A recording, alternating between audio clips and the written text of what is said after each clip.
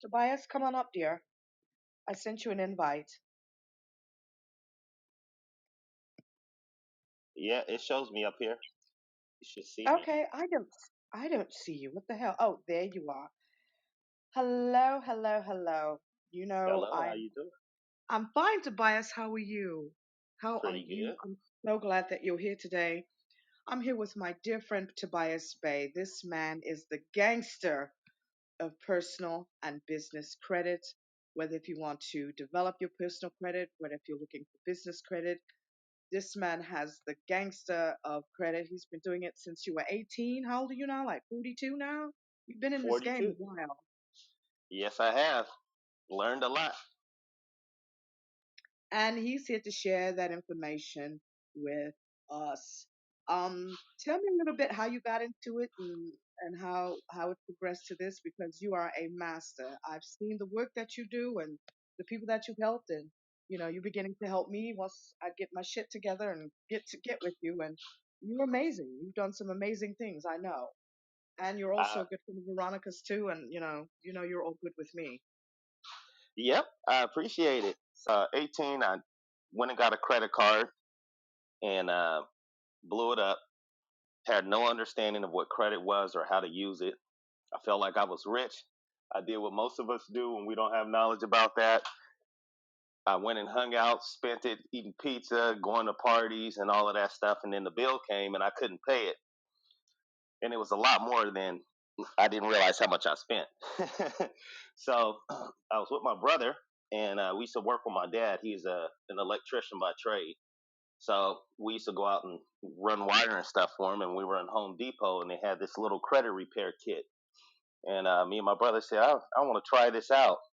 So we went down, filled out the paperwork, sent it into the credit bureaus, and I cleaned my credit. And then I got the bright idea of saying, hey, if I did this, then maybe other people have done it too. So I got to asking my friends about their credit, and they did the same thing I did. One thing led to another. I've been doing credit repair ever since. I had a whole credit repair business through college, and provided some extra money for me during that time. And I learned how to build my credit up, and I've been working the system ever since. So, what are the all right? So, I wanted to talk to you about all these credit repair scammers. Did you hear about the lady and Oh, okay. Um, did you hear about the lady that went to jail because she was like doing false police reports on people and saying that their credit card was stolen and the credit card was able to wipe out the debt? I mean, this lady was wild. Yes, I did hear about that, and I actually on our YouTube channel I did a video on that. And what she did, I actually did a whole webinar on identity theft like back in 2015, and that's where a lot of people start using it. But what she did that she didn't have to do is she got the police reports, and instead of just going for each client and sending the 3 letters off, she tried to shorten the process up and took one police report and used it for all of her clients or a good portion of them. And that's where she did the fraud. So it wasn't that she was doing identity theft, it was that she fraudulently did the police reports using the same badge number instead of it was just a lazy thing. All she had to do was let the clients know what was going on. I also think she didn't want to do that as well. She didn't, some people like to keep their trade secrets. So she was trying to figure out a way to get people's credit clean without them realizing what was going on. But it's basically identity theft. That's why you send the letters off in the first place. And I went into a little bit of it. And I'll probably do a whole thing on that because that's become a big topic. The reason you're sending the letters off, and this is just credit repair in general, you want them to get a response. So sometimes you receive a letter and you need to send a letter in, but you want to start the conversation because they never have what they're supposed to have. So under the Fair Debt Collection Practices Act and the FDCPA and the Fair Credit Reporting Act, there are certain things that they have to have in order to report, and they have certain things that they have to have on file. So if a company says that they bought your debt from someone, that should be the first thing that clues you off. people don't realize debt collection is illegal because it's a charge off. And what that means is when they charge your credit off, like your original creditor, we'll give you an example. Say you got a phone bill from T-Mobile. You don't pay it, they send it to collections. If T-Mobile doesn't own the company that is doing the debt collection, or they don't have a branch of a in their company of a that does collections, then that means that they've charged that file off. You cannot collect twice on a file.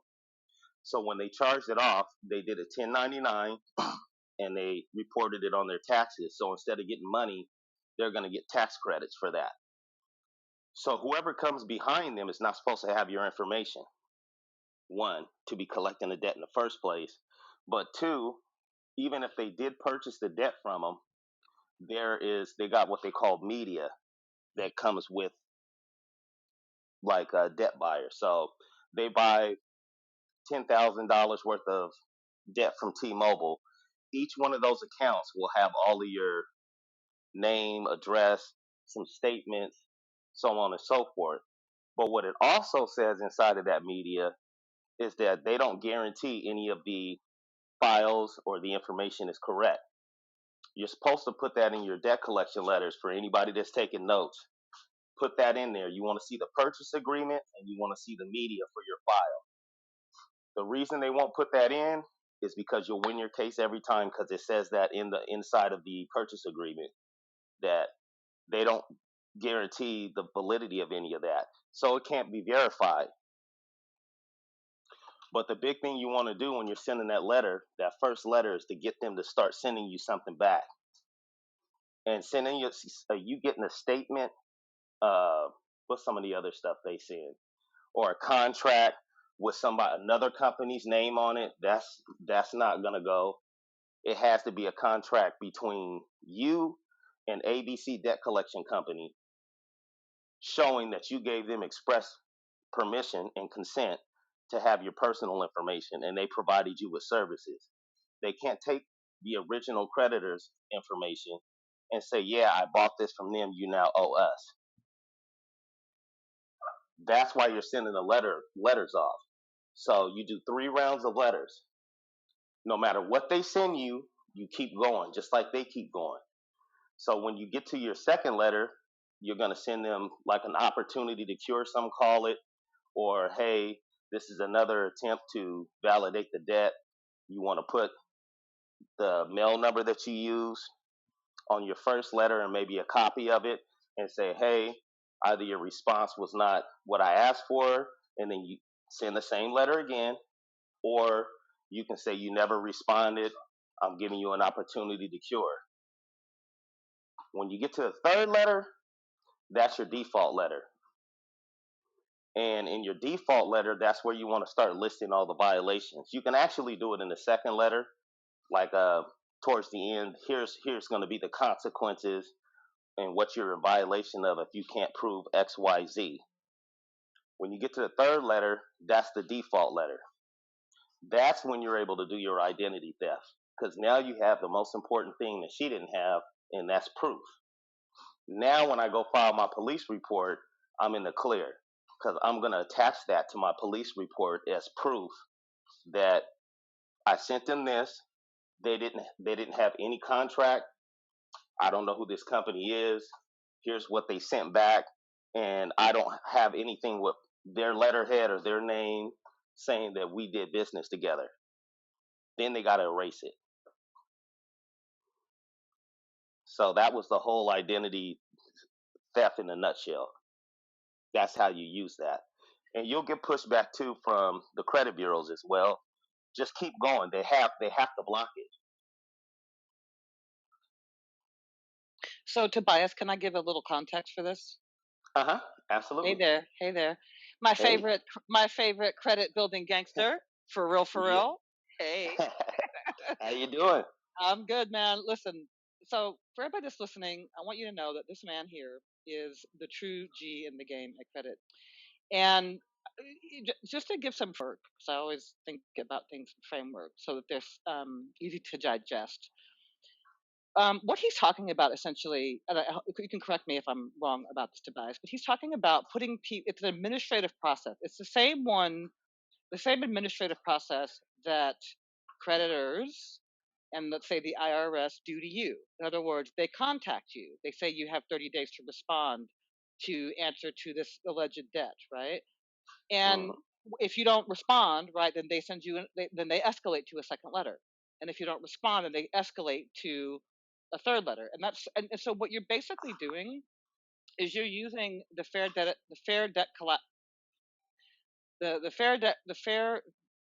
Collections Act and the FDC RPA and the FDCA. You're using that process on them. You're basically doing to them what they do to you. And so when Tobias is talking about this in the context of first letter is puts him on notice, second letter escalates, third letter all the way escalates, right? That's what he's sort of talking about. If you think about if you've ever been pursued by a creditor or by anybody, right? They follow this administrative process. You're just using the law to do it to them. I just wanted to clarify that. Exactly. And that's exactly what you're doing. Even at, like, when you get a letter, a lot of people, you get the letter that them saying that the debt's been transferred to them. It's called a dunning letter, and they have to send you that before they report on your credit report. And a lot of times people don't get that, or you move, or your address has changed, your mailing address, and you never got the letter, but they popped up on your credit. That's $1,500 right there if you can prove that they didn't send you a dunning letter. But most people will get that letter and ignore it. And if you catch it at that point, right when they send you the letter within that 30 days, then you send them a letter. They can't get on your credit report. They have to validate and verify the debt. So once we get people's credit cleaned up, there's a few things that we talk about like that, strategy wise. So you know what to do when somebody contacts you or they try to reinsert things on your credit. You know where to go from there. So Tobias, can we kind of parse it out in terms of I don't know, I'm going to say 2 to 3 scenarios because people are all in different situations, right, in the space. So some people have to have, they got to clean up their credit completely. They've got some stuff, medical stuff, da da da da. That's kind of one scenario. There's other people Mhm. that may have good credit scores, but they're not really leveraging it, right? Some people in this room, and then the third person is once you have good credit and then you know how to leverage your personal credit, then you're going to move into corporate credit. I see that as sort of the 3 stages. Can we sort of address like sort of strategy for each of those stages so that we can kind of hit all the different things that are going on in people's experience? Absolutely. So I'll start with the personal credit because this is where most people start. So we'll go over the scenario if you have bad credit and how to work your way up, and then I'll talk about if you already have good credit and you just don't know how to leverage it. So if your credit is not good, a lot of people are actually hurting themselves. You're losing a ton of money in interest and just not being able to maneuver. It takes about, honestly, 90 to 120 days, depending on how bad your credit is, to get it fixed. It may seem like a daunting task, but a lot of it is just when you start doing your process, or we do your process for you. It takes a while to get the letters rolling, and I prefer to send them out for you, but I like people to be engaged, so we're kind of changing that to where you're going to be sending the letters out. That way, I can kind of help you understand the process as well and get you used to taking care of your administrative process for yourself because it applies to everything. Once you get your credit clean and we get you a free trade line as well, comes with our package. And what that is an authorized user. So we have trade lines that we sell to help boost your credit when you get to this point. So say you got everything off your credit, but now your score is a 580. There's a couple of places that we're going to send you to get what they call primaries, and a primary is under your name, and then the authorized user could be like Veronica can add me onto her card, and I get the credit history, and that'll help boost my file up because you want a certain amount of utilization. So that utilization is just saying if you had $100,000 worth of credit and you were at 10% utilization, then that means that you're only using um, $10,000 of it. And you want to be under 10% on anything. So $1,000, you're using 100 or less when it reports. And we'll talk about some of the tricks to that in a second. So when we get you to that point, that'll move your score up. You want to be over a 720, really around a 720, 730. Then we start showing you what cards to apply for. Now there's a strategy for doing that, and your zip code has a lot to do with that too, of whatever mailing address you're using. If you go online and you Google median, put in your zip code, you can put in median income for that area. The credit systems are all tied into the zip codes. So if you're in an area where the median income is 50,000, and then you're asking for a $50,000 limit, you may not get that. But if you're in an area where the median income is $500,000, then you might get $60,000 or $70,000 on your when you apply for your credit card. Once you get to that point right there, that's where we want you. So for your second scenario, the people that do have good credit already and you're not leveraging it, we show you how to take your what you currently have, if it's in good standing. The longer you've had it, the better. And then we'll try and add some authorized users to get you different credit cards, preferably ones with zero APR, so you can do a balance transfer. That's really what you're playing the game with from there. Is you want to make sure that you're not paying interest on the money that you're using. Um, what you can do from that point is you can change your statement dates. So there's a misnomer about when you pay your credit cards and when the statement date comes out. So once a year, any credit card company will allow you to change your statement date to whatever date you want around when you get paid. So you want to pay I do mine's on the 10th and the 25th. I split them in half. So that way, a few days before my statement comes out, if I'm carrying a balance on my credit card, I'll pay it off, even if I got to pull it off later, because they report off the statement date, not when the payment is due. So if say on the 10th, my balance on my 100,000 $50,000. I'll pay that down a few days before the 10th. Then when they report it to the credit bureaus, it's going to show that I have a zero balance, even though I'm carrying that on the card a few days after they report it. And it's showing that I paid early as well, and that boosts your credit score up without hurting your utilization. So you'll see a lot of times if you don't know this information, you'll be paying your credit card, but then you'll look and be like, man, my balances are always high, so my credit score is down. That's a little trick that we use so you can carry a balance on your credit card without having to suffer on your points going down. Then from there, we start focusing on your business credit. Whether you already have a current business, we can take a look and see what your file looks like. Um, if it's not good, we would suggest you start a new one because some people's business credit files are terrible. And it's hard to fix business credit like that. It's like it is personal credit. Sometimes it's just easier to go get a shelf corp. And what a shelf corp is a corporation that's been sitting for 2 years. Nobody's done anything with it. It has no activity. It's just aged. It's people have that we have them, and you sit them there for 2 3 years. The older, the better. Usually 2 to 3 years is about the mark that they look at for funding. But now instead of you going from zero coming in with a 580 personal credit score, you're coming in with a 750 personal credit score once you get everything done. And of course, you got your credit cards on there. And what we like to do is look at who are you currently doing business with on your personal credit, because those are the first people that we're going to go to for your business credit. They're more apt to give you a higher limit. When you're doing business credit, because it is a business, the banks give you more money.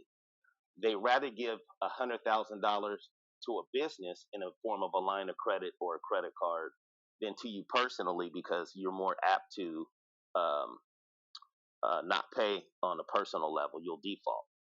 Businesses with $100,000 lines of credit usually take that money and invest it, grow. They can come back. They can make more money off the interest on the business. So that's the reason why we go that route with the business credit. But before we even get to that part, when we get to the initial stage of your business credit, we go through your file and make sure you're set up. One big one is set up to do business with the government.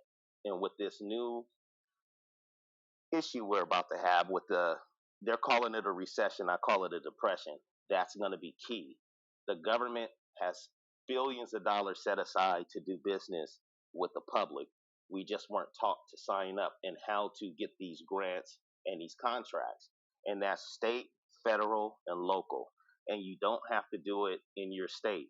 I can be here in California and have a government contract with the state of New York to deliver food and goods for their services at their building, or uh, trucking companies, or flashlights for the military, anything. They got a ton of stuff. So what we do is go through and see, like in Veronica's instance, for instance, I would make sure that she signed up to do government contracts. I would make sure that she has her minority business certification. They also have certifications for her being a minority woman in business. They got what they call hub zones as well. And I would see if her business is in a hub zone. And what a hub zone is, that's HUB. You want to make sure that if you're in a hub zone, they're specifically trying to give money to businesses in that area. And if you're a minority woman in a hub zone, then you're more apt. Even if I have a company that may be able to get the contract on paper look better, they'll give the contract to Veronica because Veronica has money set aside just for that. They have to do it. It's a law. They have to set that money aside. But a lot of minorities, women, and a lot of minority business owners don't know these things. And if you got these certifications, it can help you win a contract. We just had a notary. She got $100,000 contract to do notaries right now for I want to say it's somewhere in the Bay Area, one of those cities out there. She's taken care of. Everything's going to slow down in the mortgage industry, and that's what her notary business was focused on. But now she has a $100,000 contract. She's going to be able to make it through the next few years without her business tanking or taking a big loss because she's doing business with the government. And she had her certification as a minority business owner. She had her certification as a minority woman business owner, and she was in a hub zone as well. So she won the contract, and that's the initial stage when we start talking about your file that we want to get you set up before we even start trying to get credit started on that or start applying for credit cards. We want to get that part of your file set up, and it shows the bank two things. One, you're registered to do business with the government. And two, because of you registered to do business with the government, you're less likely to default and they have recourse. So once we get that part set up and we start going for your funding for your business, this is how you get the big numbers. Now your personal credit, it should be rolling by now. You should have a few months of reporting history on on your personal credit. And now when you go to apply for your business credit, hey, this guy's personal credit or this woman's personal credit is good. Her business is set up the right way. She's got a government contract or she's actively looking for government contracts. I think we can get.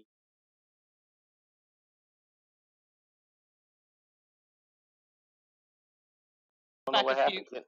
Go Can you back a hear me few. now? Yeah, we can hear you great. Just go back a few thoughts.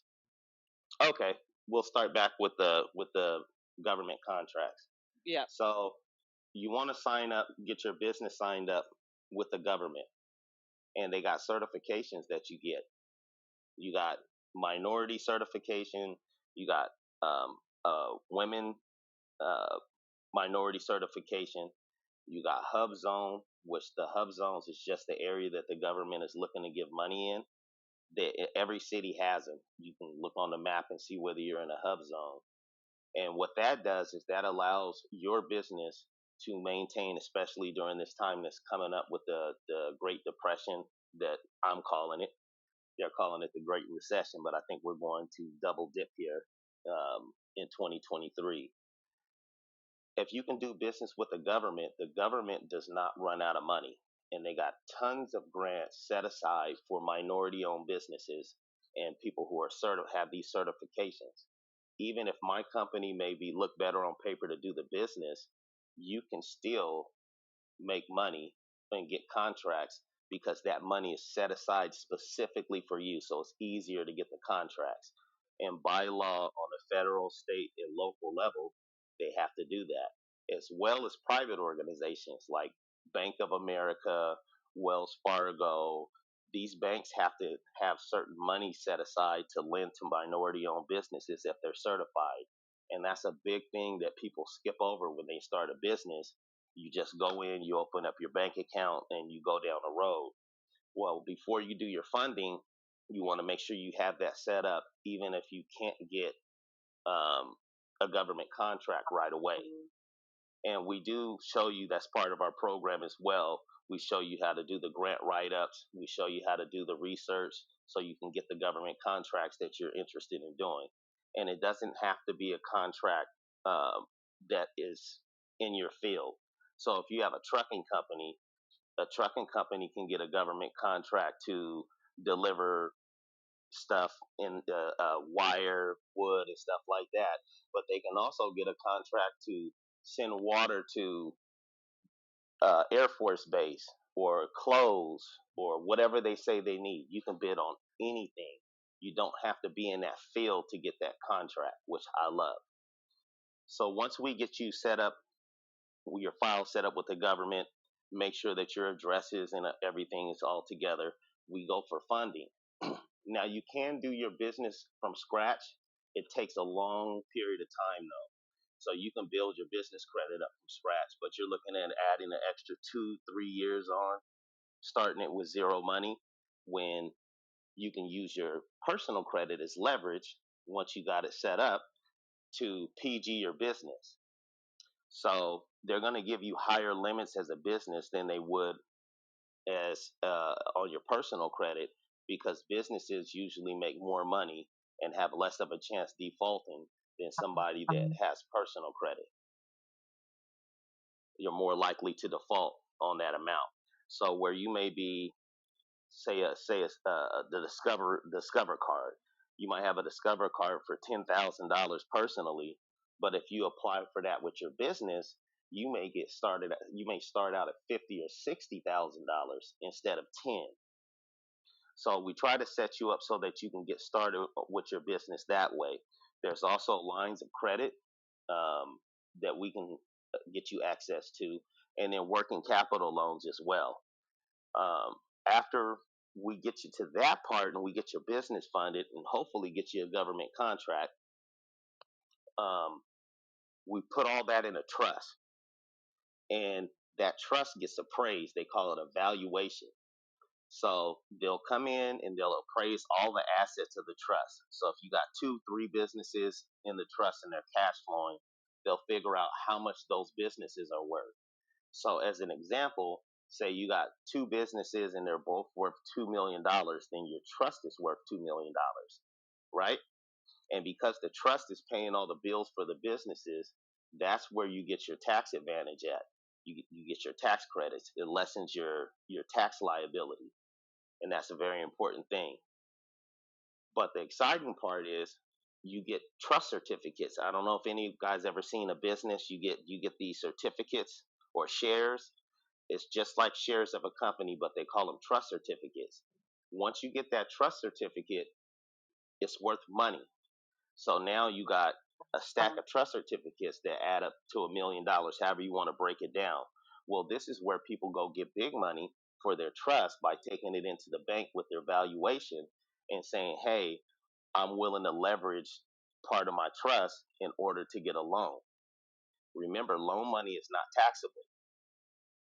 This is why you want to operate out of a trust.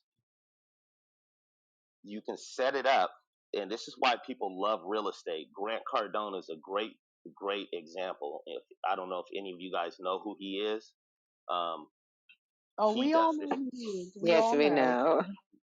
And that's the Yeah, that hey, that said freeze here. That you remember how I always talk about in my rooms, control everything, own nothing. There yep. you go. Am I right, Tobias? I think you could back me up on that. I've always been saying control everything, own nothing. You don't want anything in your personal name. And that's what we're trying to work people up to. And he uses this strategy with real estate.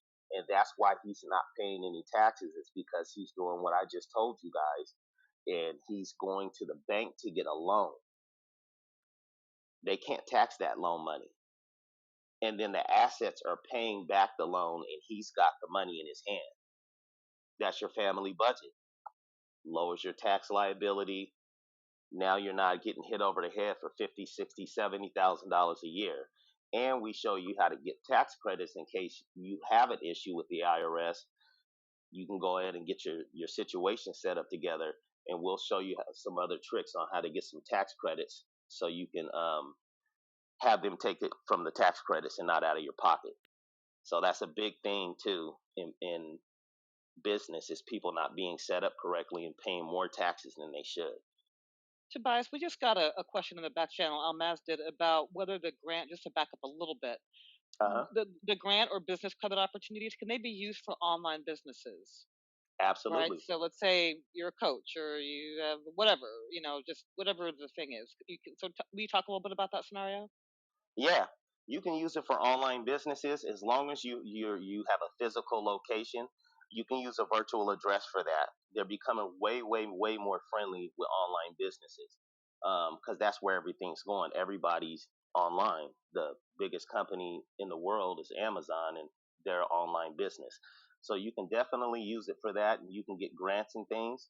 But it will be easier for you if you, even if it's just a small location, you don't have to have a fancy office, but you're going to need to have an inspection done to get signed up for some of this stuff. So you're going to want to have your EDD stuff up, your workman's comp displays. It's some certain, depending on your state, there's certain things you have to have up. They just come out and inspect and make sure that you have everything. Your file cabinet's locked up. Your computer has the fraud protection on it, password, code lock. That's it. But yeah, you can do that. So Tobias, can you give us like a timeline? So I know you said, I know that I could do the personal credit and get that scrubbed. It usually is like about 120 days if you're really diligent about sending the letters in a timely way, like the letters Hmm. that are challenging, Um, and let's say you get that all cleaned up. Let's say you get to a 725, like you said. Then what's the timetable from jumping from that to the corporate credit stuff? Like, what do you think is the timeline for all of that, just so we can get a sense of it? If you do it right in a perfect world, 6 months. But you're going to be building that whole time, and it's going to get better and better over time. The thing that's probably going to take you the longest is getting your budget to get your trust valuated, or finding if you just starting your business, you obviously are going to have to figure out how to get some cash flow. But yeah, about 6 months, 3 to 6 months from there, you should be good. And for the government contract to bias, is there a particular type of business like, so again, talking about the online business stuff, right? So Hmm. is there a particular type of business that's best suited? I know government, because I've done some government stuff back when all that PPE and all that ventilator shit was going on at the start of COVID. I've dealt with the government and that whole realm, right? But are Right. there businesses that are more viable and easier to get contracts and get the certification with for the government? Nope, it's just whatever it is that you're looking for. They got government contracts for everything. I swear, you guys. You have to. It's so many of them. You would have to know specifically what you're looking for to find them. Like you can't. It's going to be hard for you just to scroll and bump into them. But what they have is when you sign up with the sam.gov, they give you a code. It's an NAISC code. Right, Don't quote me. right. That code is for all businesses. So you can go online and type that in, and then you can look at the different codes and find what you want to get your government contract for or you want to try. Then you go back to these sites like sam.gov or your state or local, and you put that code in, and it'll show you all the contracts they have for that code. So, for instance, I'm a notary. So, say the code was 256. I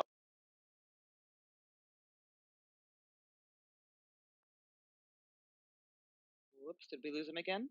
Tobias? Can't tell if that's me. No, it's not you. Yeah, It's we not lost you. him. We Dang. Okay, lost him again. okay, hold on. Hold on. He's been on this app a year, but he never, this is Yeah. Oops, I think he dropped off. Okay, he'll come back in. yeah. But no, I mean that's how like Bill Gates, that and all those big guys and the Jeff Bezos, they are able to make so much money and buy so much stuff because they just take loans off of their stocks and you can't tax loans. Right. There you go, Tobias, Mhm. you're back. We can hear You're you back. now. All right. They really don't Yay. want me to get you guys this Yeah, information, that's huh? for Yeah, sure. let me light some change up in this bitch, okay? Hold on. Right, right, So yeah, right. yeah, it's all codes. The government's all code. So if you look up that code, and that's how I search for them. But like a good thing that I use, like it's an emergency happening. Like say there's a hurricane in Florida. This happens every year. Well, they're gonna need food, water. When they get on there and say they have these emergency funds, or the governor's releasing an emergency fund, calling this an emergency, go start looking, because that's when they're gonna need food, water.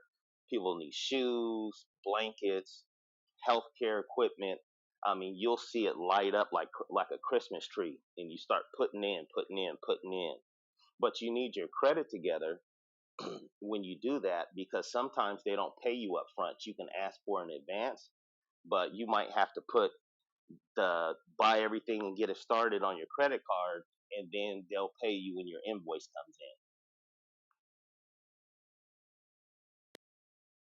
Now, And do is you it have to redo that thing at SAMS.gov every year? Do you have to do renewals or something? I mean, you know, or do, in. You or used do to have to. They just changed the rules, so I know that a couple of them you have to renew every year. I can check.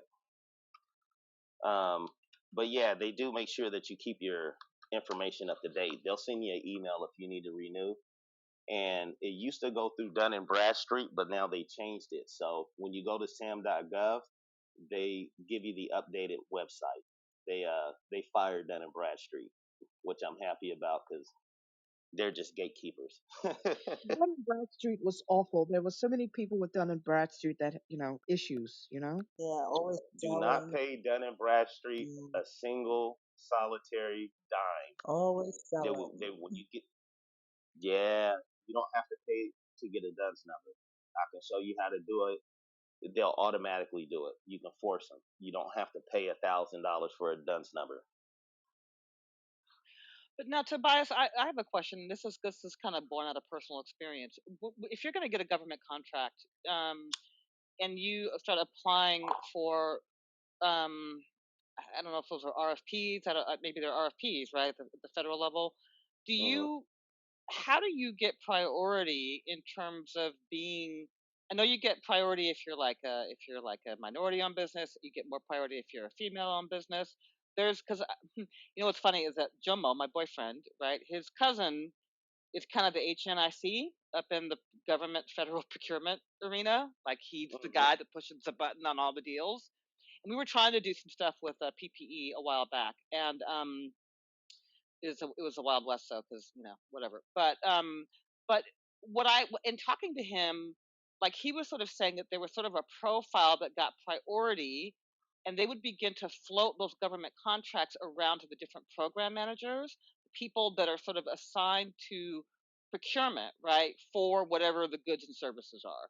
So from your perspective, I mean, I sort of have my experience with that, but from your perspective, how do when you talk about getting government contracts, how do you get yourself prioritized in that game? Relationships. So when you put in these contracts and stuff, I wouldn't wait for them to call me. I would be calling them, hey, how are you doing? Put in my application. I just wanted to check and see is there anything else you need from me. So that's like an icebreaker when you call, right? So what does that force them to do? They have to pull your contract up. Now you got somebody that pulled your contract up and they're taking a look at it. Then from there, you just make sure you call back, get to know these people who are actually making the decisions. That's one of them. The second one is they got what they call primes, which I think happened in your situation. So they'll give a big company like say Johnson and Johnson, $1 billion company, will get a government contract. Well, they have to subcontract that work out to us. We're not primes. A prime is somebody who's done several government contracts, and they, like what Veronica said, get priority on any kind of contracts they put in for. But to keep it fair, they make sure that those companies have to use other companies that don't have their prime membership yet. That's another thing. They have mixers and stuff. Some of these meetings that go on in your local area, you need to go down there and start rubbing shoulders with some of these people, because that's how you get a prime to use you. So, like, if you got any kind of NAACP, Chamber of Commerce, Black Chamber of Commerce for your city, for the federal, state, you need to be down there figuring out what's going on in your community, because that's money. You get to know some of these people, and you'll hit it off with somebody, and you can get to learn more about getting on with them. Because if you can get a prime to start using you, you want to get your projects up. So that's like your credit file for the government. So now when they pull up your file, they say, hey, okay, Veronica's done 3, 4, 5 projects. Well, now maybe she can take on more. We know she's did good work. It came back. It's a relationship thing. And then what is your thought? Because again, in that situation, what I did, because I didn't have the minority certification, da da da da da. So I found somebody to partner with on the deals, right? That did have those certifications and already did business with the government, and they could just add the codes for this Mm-hmm. new thing. This was for PPE stuff back then. Mm-hmm. So can you get somebody else that maybe is already established and partner with them? Yep, you can do that too. And that's usually what they call a prime. You want to look for the prime. So they have the priority. But you can partner with other people if they got a contract. They can subcontract work out with you. That's a great way to get started. And that's why I'm trying to get everybody in groups, because if we got a group of people who have government contracts, we can start helping each other make money.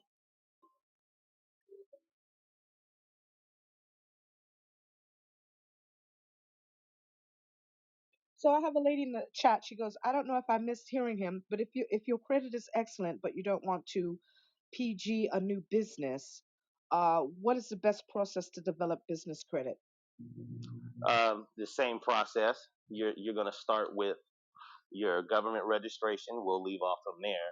But now you're going to go and get like net 30 accounts. Seton, Granger, Uline, they got a ton of them. And what a net 30 is the saying that you order something today, it's due in 30 days. You want to get about 10 or 15 of those. And I have a list somewhere. I don't have it with me. It's on my other computer. But you can find a list of places of net 30s, net 10s, net 7s. You want to start there.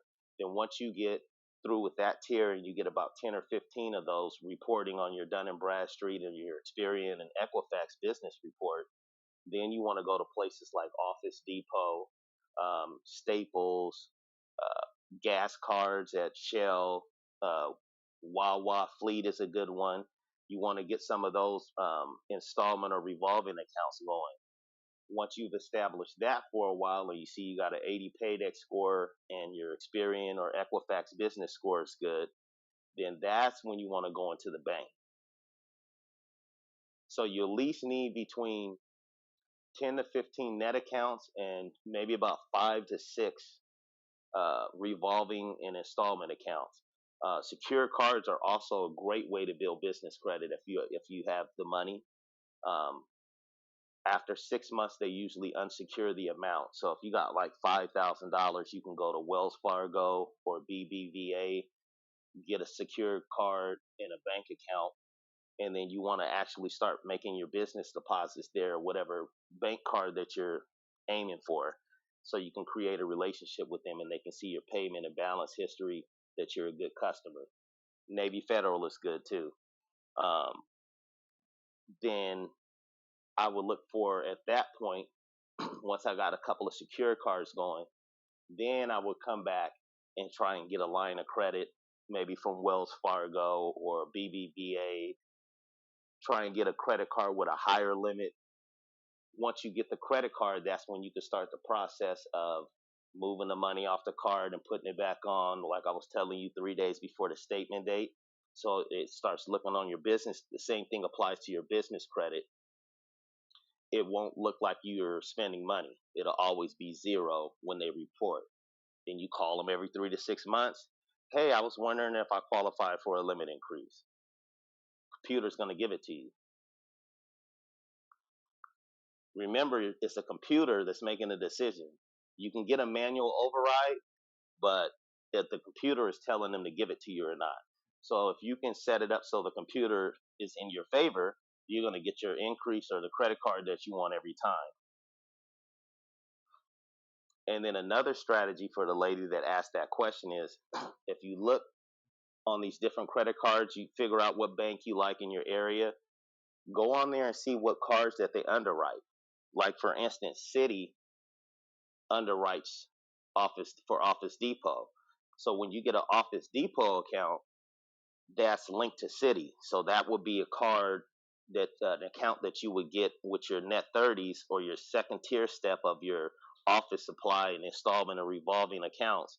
You would target Citi cards on there. So I will find a gas card underwritten by Citi at a different business, um, and maybe an installment account. Then I will find out if Citi has a I think we lost you again. Oh hell no! Just when we was getting to the good shit. Right. Like, come on. God.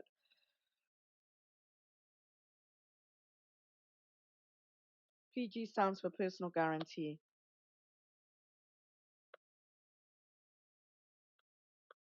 Where did he go? Did he even? Oh, he's gone. Hold Okay. on. Is he off? Yeah, he dropped off. Hold on. Man, this app will do no problems for the crazy ghetto ass rooms. When we taking real You shit, know that's we right. got problems all day, man. There Somebody you said are. no. Somebody said yeah. Okay, welcome back, Th- Tobias. Tobias? all right. So where'd you guys lose me at? They're killing me today.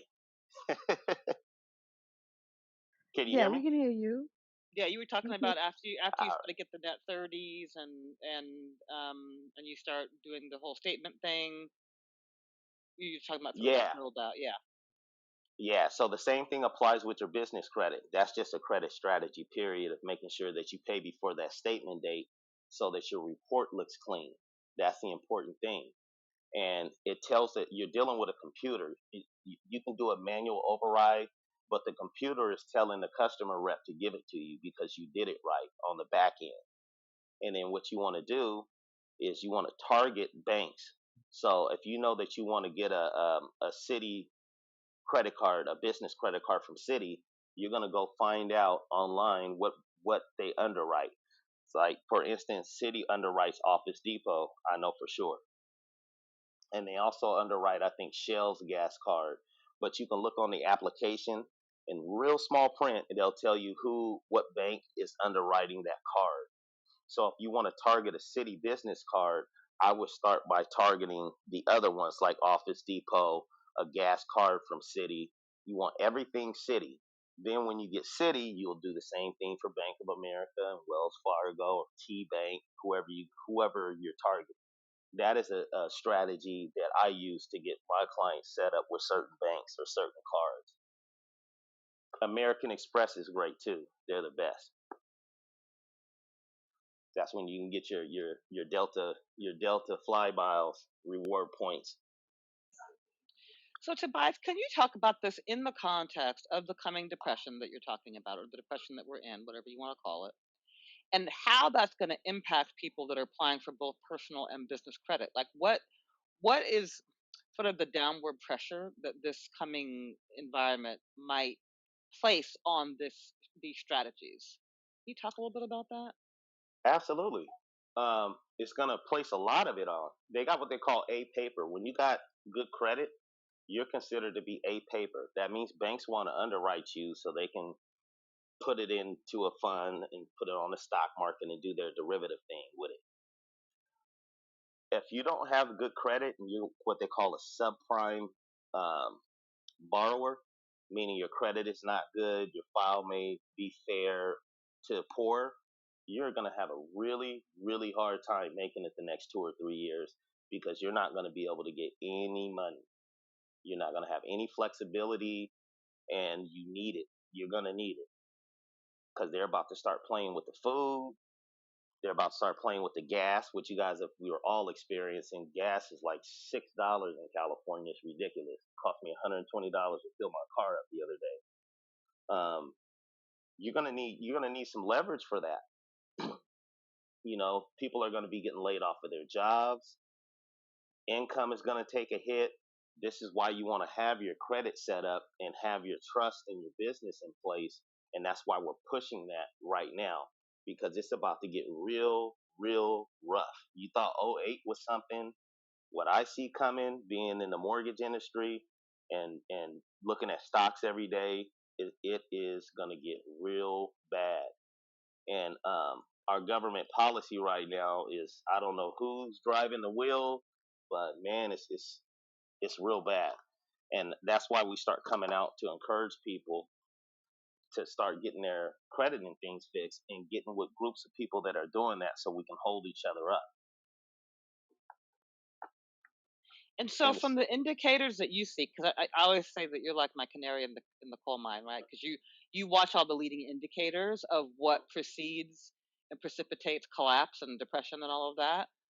And I've asked you this off and on through the years, right? But what do you think is going to be the real timing of this, where it's really going to get hit hard from today? I say really maybe early to mid 2023. Okay, It's so it's already it's already right, happening, right, but that's when they're going to start the fear mongering on the news and everything, and it's going to get out. But we've been in a recession since November of last year. right, But a lot of these indicators and CPI reports and the Fed look at, they're really looking at last quarter or 2 quarters ago. So they're always late. But I'm actually in the business. I see the interest rates. I see the inflation reports. I get to see all of that stuff, and it's gonna get bad. And if you're not in position to where you can do your own credit, I would suggest coming to somewhere like us and getting your affairs in order in a timely manner, or you're gonna be out here stuck while everybody's out making money because this is where everything gets really, really cheap. So when things are they have a saying, when it's blood in the streets we eat, it's a stock saying. It's about to get bloody, but that's when all of the billionaires and millionaires are going to be out buying up all the property for cheap and holding right. it for 3 or 4 years. You got to get on the right cycle.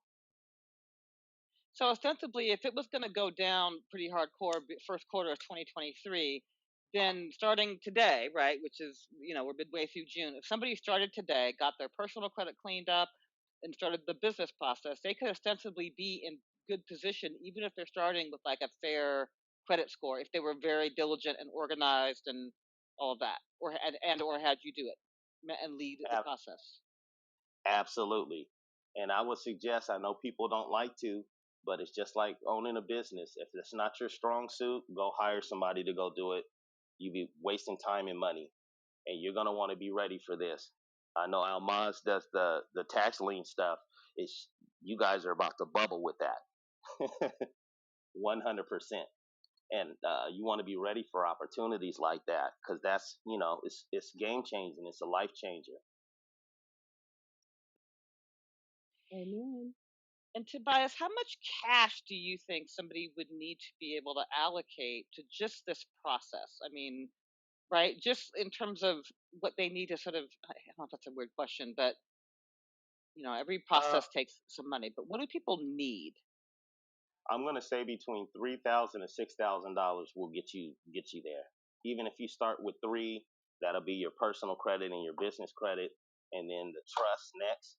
You'll have the money from your credit to finish the process if you don't have the whole 6,000. So that's what you're looking at, give or take 6,000 to get $100,000 to $200,000 worth of credit is not a bad trade off.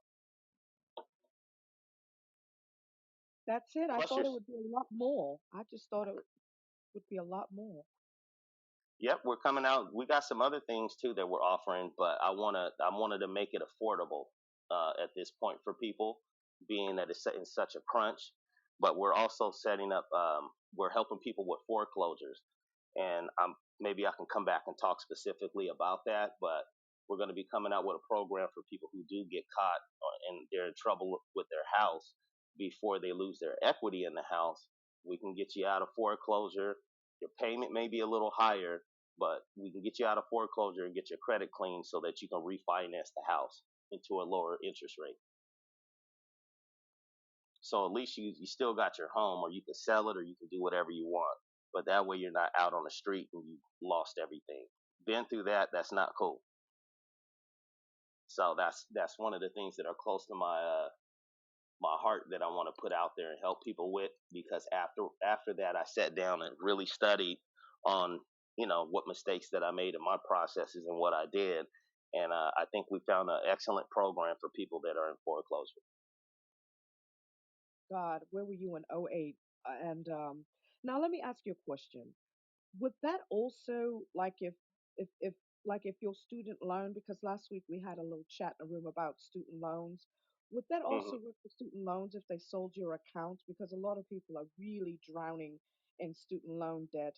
Would they be able to do that same letter with the student loans? Like if Sally Mae sells it to Navient or something like that, or to another third party servicer or something, would you be able to do that Absolutely. with foreclosures too? Just asking. Absolutely. And there's a little bit different of a process with the student loans. A lot of people don't realize that that money is guaranteed by the government. So they've actually been covered for that. So when you default on your student loans, um, they got paid by the government. And it takes a little bit, they wrestle with that, but it takes a little bit, it's a little bit harder to get the student loans off, but it can be done based on that knowledge that we have of um, all of that stuff being backed by the full faith and credit of the United States. And that's a big topic. I get that a lot with the student loans. Wow, because there's a It's lot of people that have like massive student loan debts, and it's killing them. It's like, how do they expect people to buy houses, get married, and have a life and keep the economy going if you're paying like damn near $1,000, 500, $700 in student loans every month? I think it's a scam and a ripoff, but that's just me. no, and they're supposed to be working on something um, to have those student loans forgiven. I've been trying to keep up with the legislation on it, but it seems to kind of stalled out right now in Congress. But they're supposed to be coming up with something to where they're going to clear everybody's student loans. But in the I hope meantime, we so. we I hope we so because can't. I helped a few of my tax sale students get properties, and they at the time they just had no interest in trying to hold on and build equity. The first thing they wanted to do was just flip it and pay off their student loans, which they did, but they just couldn't take it anymore. Yeah, could have put that money in their pocket. Yep, and we can get it off your credit. Whoops, there he went. Uh-oh. Hey, Top Dog, how are you, Hello. love? One of my other favorite things to credit And people. Dominique, to answer your question in the chat, yes, you can get private loans cleared from your credit. You can get everything cleared from your credit.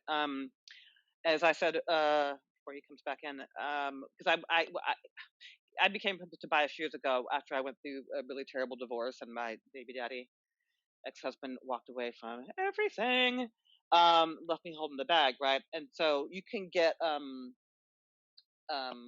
I've never been bankrupt, but you can get bankruptcies cleared off. You can get judgment and liens cleared off. You can get loans cleared off. Um, it doesn't matter what it is. If it's in the realm of reporting and it's being reported to your credit, you can get it removed. Except for I don't know about tax stuff. That's never been my issue. But anything that's reporting on your tax returns, on your credit reports, can get it handled. Any So anybody that has tax liens on their credit, they're not supposed to be reporting it. So definitely give me a call or sign up for a.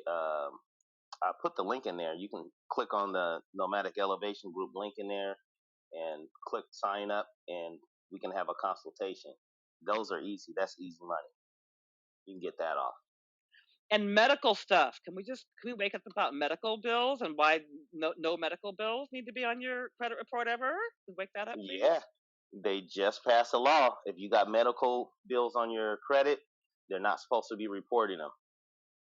Um, I gotta read the law on it, but it has to be a certain age in order for them to report it. But even if they do, there's HIPAA laws involved to where they can't take your medical information and put it anywhere, and reporting it on your credit report is violating that actual law. Your medical records are supposed to be totally private. Even the amount that you owe the doctor, all of that, they can't report that. I mean, I'm a So nurse. Isn't that like that's like breaking HIPAA laws, you know? yeah, that's exactly what it is, and that's a And big fine too. they have to come off fast. Right. That's the other thing, Tobias, because I think that people don't realize it once you really understand this game. Because like Tobias, oh my God, he used to be like, "Yo, just send him now the third letter. Send him a bill, right? Send him a Yep. bill. Send him an invoice." And so they're paying you for Yeah, debts that you allegedly have with them. It's bananas. absolutely. Once you get your violations together, you do what they do. You become the collector. I'm gonna send you a bill for 3 months, and we're gonna go to court. And I ain't gonna be in there talking about no debt. I'm gonna be talking about what you owe for these violations that you got. And we can set that off. I'll pay you. You pay me, and I'll pay you. If you want to do it that way, but definitely, I love doing that. That's fun. That's It's that's crazy fun to to have it's crazy to send the creditor a bill and be like, "Yo, rub me my paper." yeah, And I don't know. It kind of makes you feel like a master of the universe because people. I know for myself when I was climbing out of my hole with my ex-husband, you just feel so powerless and you feel so like, oh my God, and I'm a bad person. But let me tell you something. You get this sort of you get on the right side of the equation, and you're like, oh my God, I'm a master of the universe. So yep. This knowledge is powerful. It's fun. It's fun to have an attorney call and yell at you Nancy's for saying a explain. bill. Nancy's saying explain that again. Nancy, explain what again? The thing about being able to send them a bill. Is that what you're asking, Nancy? Yeah, yeah. So if you weren't here at the beginning, definitely go back and listen to the replay. Tobias was talking about sort of the administrative process, right? So you're basically doing to them what the debt the creditors and the debt collectors do to you, which is they put you in an administrative process. So they send you a letter and they say you have 30 days to respond. And then if you don't, then they escalate to a second letter. And then if you don't do that, then they escalate to a third letter. What Tobias is simply saying is that when you reverse the administrative process on them and you have to have you've got to invoke certain statutes from the FCRA and the DCPA. Then, but you invoke those, then you can if they don't respond in the way that you have demanded, then you can start sending them an invoice and be like, "Yo, it's $1,000 for this violation. It's 2,000 for this violation. It's 3,000 for this violation. It's crazy." And you take them to small claims court. Yeah, Yep. we said it. We said it. We said it was gangster up in here. We meant it. Yeah, and you can actually take that small claims judgment and go to state and federal court. Now you're walking in there with a judgment, and you can sue them for actual damages.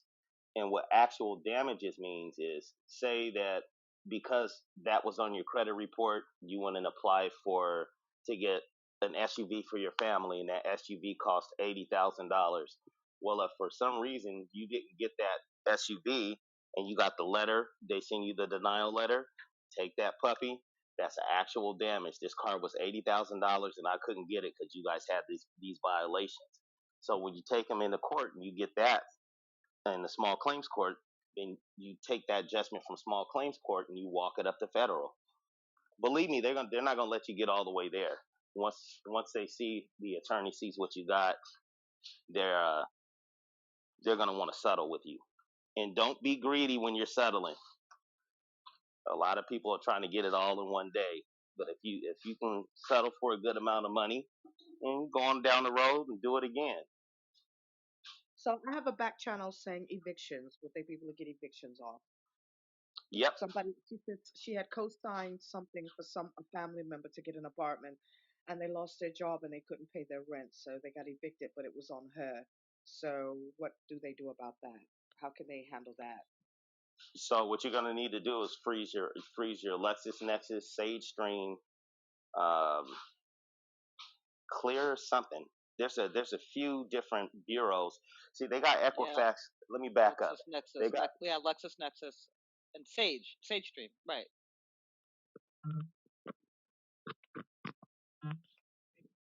Whoops. Did we lose him? The hell? Tobias, are you there? Oops. Something Tobias, you're on wrong. mute. You're on mute, Tobias.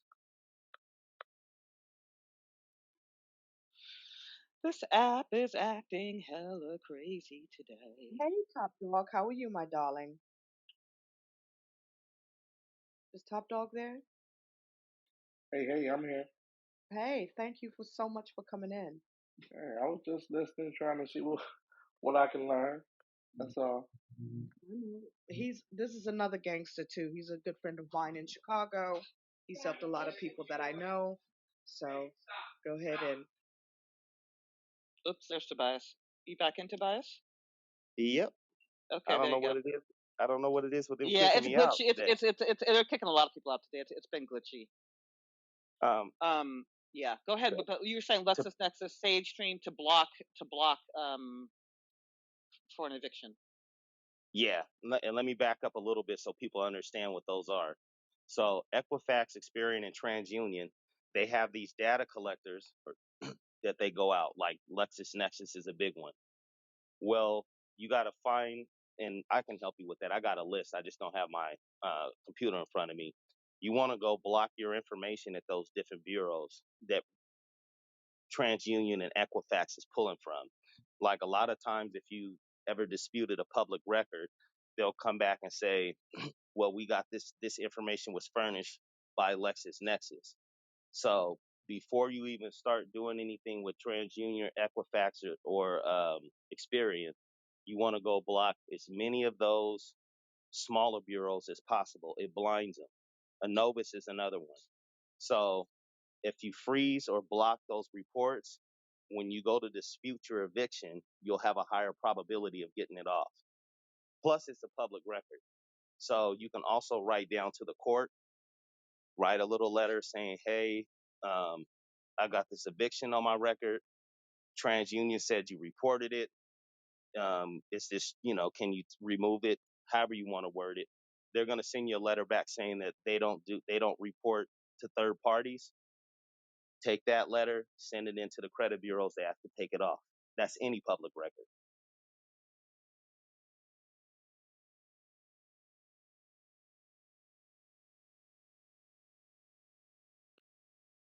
I'm sure this is, yes, we can take a nice silent pregnant pause and get it all in because a lot of us are hearing these things for the first time and it's really good. I'm really glad. All right. Can you guys hear me still? Yeah, we can hear you Yes. great. Right, that's perfect. I hope that answers her question. And they got other ways. I know what I know, but there's more than one way to skin a cat. There's several different tactics. This is just some of the stuff that I've learned over the years and used. Or can you talk a little bit about judgments? Because that's a kind of a gangster move too, right? Yep, Somebody has a judgment. How you handle that? it's the same thing with judgments. The same exact process. That's a public record. You can get it erased doing the same thing, writing down to whoever whether you're got a county recorder or a clerk of court, depending on where you stay. Write them the letter. They're going to send you a letter back saying that we don't report to third parties, and you send that into the credit bureaus. They have to take it off because there's no way to validate. If the court is the person that's saying that you have a judgment and they don't report to anybody, then there's no way to verify and validate that that information is accurate. They have to take it off. Right. See, and I want to give a piece of context for this because this blew my mind, right? Because what we think that the courts Like if a creditor, you don't, you ignore the administrative process and they take you to a judgment, right? Let's say for $10,000, and they start. What we think happens is that they report to the courts that give the judgment, but that's not true. I mean, the the creditors, the credit bureaus are the ones that go and sweep the court records to discover the fact that they have a judgment there. The courts don't actually report to the credit bureaus. The credit bureaus go and sweep so they can find judgments so they can put them on your file. And so if you call the court and say, I need a letter saying that you don't report to credit bureaus, or you even record a phone call with them doing that, and you report it back to the bureaus, they have to take it off because the courts don't Yep. report to credit bureaus. Credit bureaus go and scoop up reporting so they can put it on the credit files. And they use So they use a third party to do that, so that's even worse. Oh, So so that's this is real predatory, huh? This is just straight predatory. yeah. About 85% of the stuff that they do is illegal, but people don't know it or don't know to challenge it or how to challenge it So how are they able to get away with this if it's illegal? because it's such a big industry. They're making billions of dollars off of debt.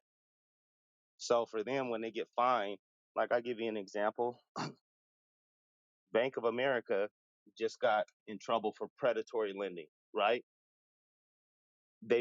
They're worth $1 trillion and they fined them $10 million. They're going to pay it and keep doing it. If I'm making billions of dollars doing a strategy, and when I get fined, I get slapped on the hand, then yeah, it's all a game. It's just how it's set up. So and $1 I just billion to them is like me going to the store and getting a pack of Newports or something. It's nothing. Exactly. Yeah. and I want to emphasize something, and I'm not sure if everyone was here at the beginning to kind of hear this, but this is sort of the thing that turned the light bulb on in my mind, um, in around how to think about this, because if I get this wrong, Tobias, push back. But basically, every time, let's say you're 120 days late or 180 days late, depending on the type of an account it is, an installment account or a revolving account. Once they write it off and turn it over to a third-party collector, they basically take the creditor gets paid in the form of a tax deduction, and they by law have to write it off their books. They have to balance their books. So Hmm. by the time they've given you 120 to 180 days, depending on what type of an account it is, they have to wipe it. That's when they send the third party debt collectors after you. Well, they've already gotten their money, and now they're selling the debt to a third party debt collector, and they're coming after you. But they don't have any right because you don't have a contract with them. You don't have a contract with third parties. That's why if you've got collections and third party debt collection stuff, you can push back and get all that removed pretty easily because they don't legally have a right to be coming after you. It's just that the company sold the debt to them. Does that make Yep. sense? That's the pinnacle of all this stuff, right? They've gotten paid, then they got paid again by selling your debt to a third party debt collector, but you don't have a contract with them. And that's sort of the key to this whole thing, I think, in the simplest terms, because then you understand that that's how you can just keep kind of moving and like busting it all down. Because the third parties don't have any right to your stuff. So just wanted to say that. Top Dog, did you have Exactly. something you want to say, sir? Top Dog Yeah. is one of my very good friends from Chicago, so he helps a lot of people too, and he's coming in here to support his girl. Thank you so much. I appreciate you. No, no Did you problem. have a question, sir? No, I was about to say that's true. Um, most people, most companies, when they buy your contract or your debt, they don't buy the master copy of the agreement or the contract. See, that's basically the loophole because most Americans they don't know that they actually have to have a contract. Most of them don't buy it because it costs extra money. So by Hmm. most Americans not knowing about it, what they do, they play off our ignorance. So they make you make you think that okay, I bought the debt, so you owe me. But the thing about it, they got to show you the contract. The only way I can say I owe anybody on the stage is I have to have a contract with your signature on it. And most of them don't buy that. So you have some companies though, you might have a debt for like $10,000, $15,000, $10,000, maybe five or maybe even 2,000, and they will buy the contract because they know it might be important. I don't know how they know, but sometimes they know that that person might actually pay the bill. You know what I'm saying? If you can show them the contract, but if they have that contract, 9 times out of 10, it's a. I mean, they just bought a actual debt, and you can't buy it. It's not illegal. You know what I'm saying? But if they don't have that actual contract or agreement with your signature on it, they can't do anything. I just wanted to say that. I'm Top Dog But and I'm done speaking. So is I it wanted to also know about for is mortgages it too, also because true I that know. that have to be a does that have to be a wet ink signature? That was going That to be my does question. it have to be a wet ink signature that they buy even if they buy it? Yeah, I mean, most of the time now, if you thinking about what we doing today, right? Especially when you do a credit card, most people don't go up in there and apply for a credit card and sign a signature. They don't go to the bank or they don't go to that lending institution and sign a signature. So stuff is getting in the gray area right now. You know what I'm saying? Because how can I say you got a wet signature, but then they say, well, you called in. Well, okay, well, let me hear the voice. I mean, because y'all record everything, right? And you're like, yeah, we recorded. Okay, so you should have a voice recording of me applying for this, over the phone, because you said I applied for over the phone. Then, so it's great when you have to, because most people go on the internet and they sign up for a credit card, or they might, some people even doing it for cars, with Carvana and all that type of stuff. So some people are actually doing it for cars. So that it's a gray area a little bit, but I still challenge them on, okay, where's the thing with my signature on there? Oh, that don't look like my signature. That look like something that the computer signed. So how can you actually say it was me? So I mean, it's it's a slippery slope right now, because like back in the day they used to tell you make sure you sign your signature when you send it in the letter. Well, most people don't even sign no more. They don't even teach kids how to do cursive now. You know, in Illinois, I know they don't. No, and they don't teach you how to do cursive. Kids be looking at you crazy if you're writing in cursive. They don't understand it. What is that? So the thing is stuff is being a little different. They changing the laws. Some of the stuff that you send in, um, um, they not respecting it, especially TransUnion, sending it back saying it's a third party person that might actually be using your name or whatever if you didn't give them permission and stuff like that. So they actually playing a lot of different games, but it's supposed to be a wet signature. Veronica, like you said, it's supposed to be. And thank you for that question, Veronica, because that was going to be my next thing. The last couple of credit cards that I have received, I I they were literally online applications where you hit a couple of buttons, you're approved. Or I was in a store when I opened up a store line of credit, and I was in the store, bam, approved. You can use right then and there kind of thing. So I was wondering how the concept of wet signature works now in this digital world, and how to prove those kinds of things.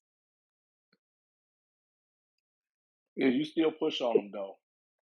Set free, you still push on them with the wet with the wet signature. That's the main thing, because they can't show it.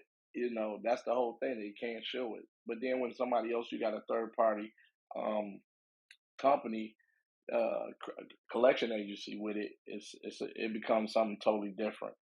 So I mean, some people attack the collection agency, but what if it's not a collection? What if it's a charge off? You know, it's a whole different way. Now you got to attack the credit bureaus.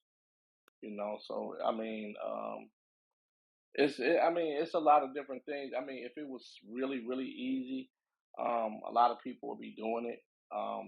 It's not that easy. It's an art to repairing credit. A lot of people don't know that because it changed so much. I'm pretty sure all the people up here that does credit or repair it, they would tell you it changed. Stuff is always changing, even with the medical bills. Then it comes out with the medical bills. They saying only a certain amount is, I think, up to $600 or down to 600 or lower. They're gonna dismiss, and so if you got a $2,000 bill, that changes the whole dynamics of you even getting that medical off that way, where they pulling it off, where you just got to dispute it and get it off. So Tobias, what do you say about that? I think he's spot on. I know Okay. he's spot on. He's very knowledgeable, and this, like what he said, it's a gray area just because of how technology is moving. People aren't filling out applications like we used to, but that can be used in your favor as well. And just to add to what he was talking about, never verify your signature. You're the only one that can verify it. So I'm going to tell people that looks like a very, very good forgery. Can you provide me the originals for my inspection? And they won't have it.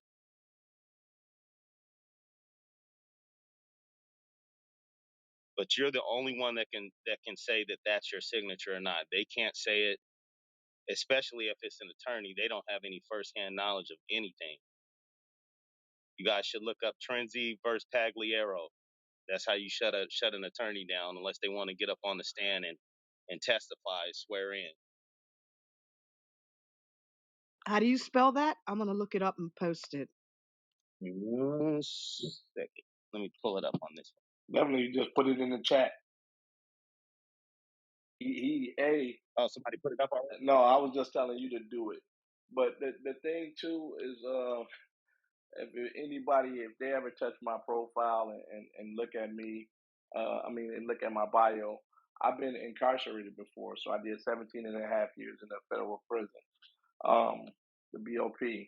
The thing is I had the luxury of looking up cases of what he's talking about. I can go in right there, and you can really do it in the law library, really over the computer. But they actually have cases. I can just put in Experian in 2001 or Experian 97, and I can just look up different cases. Just because they supposed to follow the law, don't mean they gonna do it every time. It's a lot of cases where they don't, where you have to actually take them to federal federal court. They will go. Sometimes they will go to bat. Experian will go to bat. TransUnion will go to bat. Equifax will go to bat, and they're wrong. You know what I'm saying? So it just don't come off magically. People got little tricks of the trade where they get stuff off your credit. But we just seen a case. I don't know, Tobias, if you just seen the case with with the one girl, and she was taking stuff off the credit report and how she was doing it. She ended up in jail. It's all on Oh YouTube. yeah, we talked about that We did. earlier in the room. Yeah, he Hmm. knows about that case very well. And Yeah, I know. I know her personally. oh You know dearie. what I'm saying? Yeah, I know her personally. Talked to her a few times, and what I was doing and how I was doing what I was doing, but I didn't know she was playing that game. A lot of people will get stuff off your credit; they can get it off there. The thing is like, will it come back? Or the way they doing it, will it come back and bite you in the butt later? Luckily for me, I never, ever, ever, ever, and I'm not gonna put it too. I never had anything that came back on the credit report. But let me give a disclaimer to this part right there. Um, if it was a collection, it came back because another company bought the debt, and I go back and get it off for them because I tell them this company sold you the debt. I know you don't have the actual contract or agreement. You either take it off or you're going to be paying me. Which one you want to do? And I just talk to them like a regular person. Like I'm not a collection. A credit repair company, and it comes right off because somebody else bought the debt, but from the same company, it never came back on. Sometimes you got to do it the right way, and it take a little longer, but it's just the right way because I know I don't have to worry about you calling me back up saying, "Listen, hey, Top Dog, that came back on there. Kevin, that came back on there." You're not gonna hear that. You know, it's not. It doesn't work like that. But a lot of people do stuff to get it off for a time being, and next thing you know, it's back on there. What would you say is a white hat versus black hat? Like you said, saying somebody got popped, right? But like a lot of the stuff that Tobias does, right? Because I studied with Tobias for some years, and you literally have to treat the FCRA and the FDCPA as your Bible for long periods of time. It's quite but and that's so by definition you're using the law, right? The letters that you send. What would you say is a black, so people can have the distinction? What was sort of a white hat versus a black hat? Like what did she do that got her popped? We call that black hat, for lack of a better word. Oh, you missed So it because is it Tobias already Tobias? had talked about it in the room already earlier. Go Oh, ahead, okay. Tobias. Go ahead, Tobias. Say it again. How she got popped. Oh, what she got in trouble for? It was kind of something that she didn't need to do, but she was falsifying police reports. So she took a police report that she used for one of her clients, and then she OCR'd it or changed it up and used that for other clients without filing an actual police report per client. So she took that one police report, and I think it was like 200 or 300 people she used it for, and that's what got her in trouble. Okay. I have another question. A lovely lady in the back channel wrote, she goes, she's a freelancer. She goes, although this may go a bit beyond the scope of this conversation, how would the validity of electronic signatures when it comes to contracts, especially when brokering deals as freelancers and small business owners? I'm wondering whether computer programs like E-Verify are recognized by courts as legitimate platforms for e-signatures for contracts. They are. Somebody got to say, okay, yeah, I did do that. That's the only person that can make you guilty is you. You the only person that can actually say, well, yeah, I did do that online. You know what I'm saying? But if you saying that you didn't do it, now if they trace your IP address, you know what I'm saying, to the computer that you use, because they can do that too. You know, a lot of people that when they go in to fill out contracts or whatever, they got VPN. So that's a whole different story now. Was it to my house? Because I got this computer. You know what I'm saying? You can trace it back to the VPN, can't you? So I mean, it's a lot of different. It's a lot of different variables, and like I said, it's gray areas. So it can benefit you, or it can hurt you as well. So it depends on who's arguing the case or who's writing the letter and how you're writing it, who's reading the letter at the same time. Because me and Tobias can write the same letter or do the same thing, and he might get it off, and mine don't come off. Because now it depends on who reading the letter or who actually. Because Tobias can get somebody to read that letter. It don't have to always go through Oscar. He can definitely put some staples in there and put some highlights on there, some stickers, and somebody got to read it. They can't stick it through that computer then. Somebody got to read it then. So it might be a luck of the draw. That's the same thing with like how, like all the people that was getting PPPs.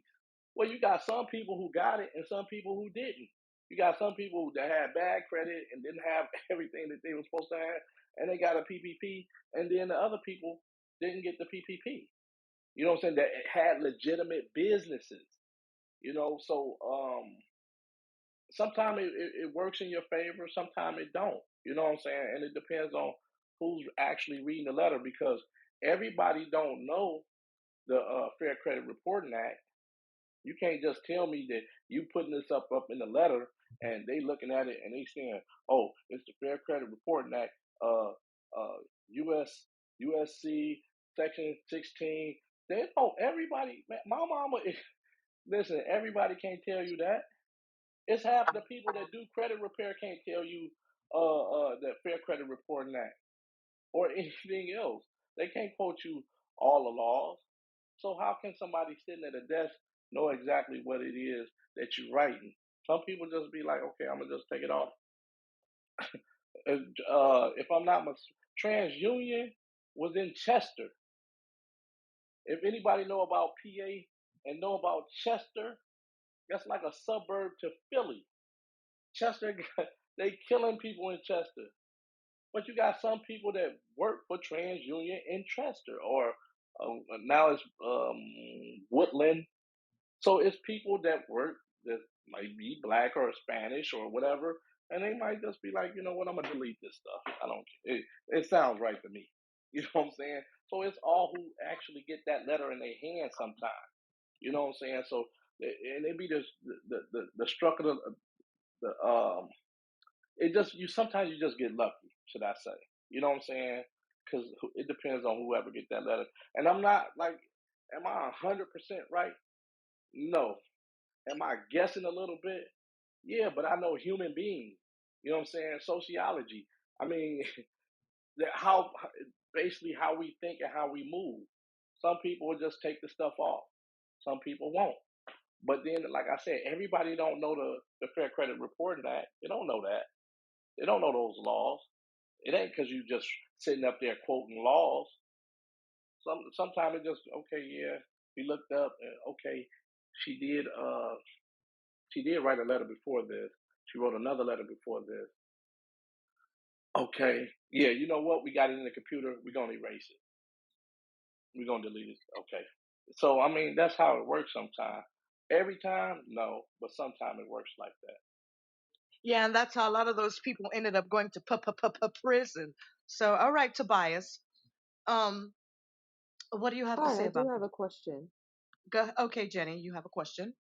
Hi, I wanted to know if I can challenge my mortgage being moved from one bank to the next without any notice. Tobias? So what the process is supposed to happen when you sign your mortgage documents, and if you have them, you can go look in there. You actually signed a servicing agreement agreeing to let them transfer the servicing of your mortgage to a successor. What they're supposed to do, the old servicer, let me back up a little bit.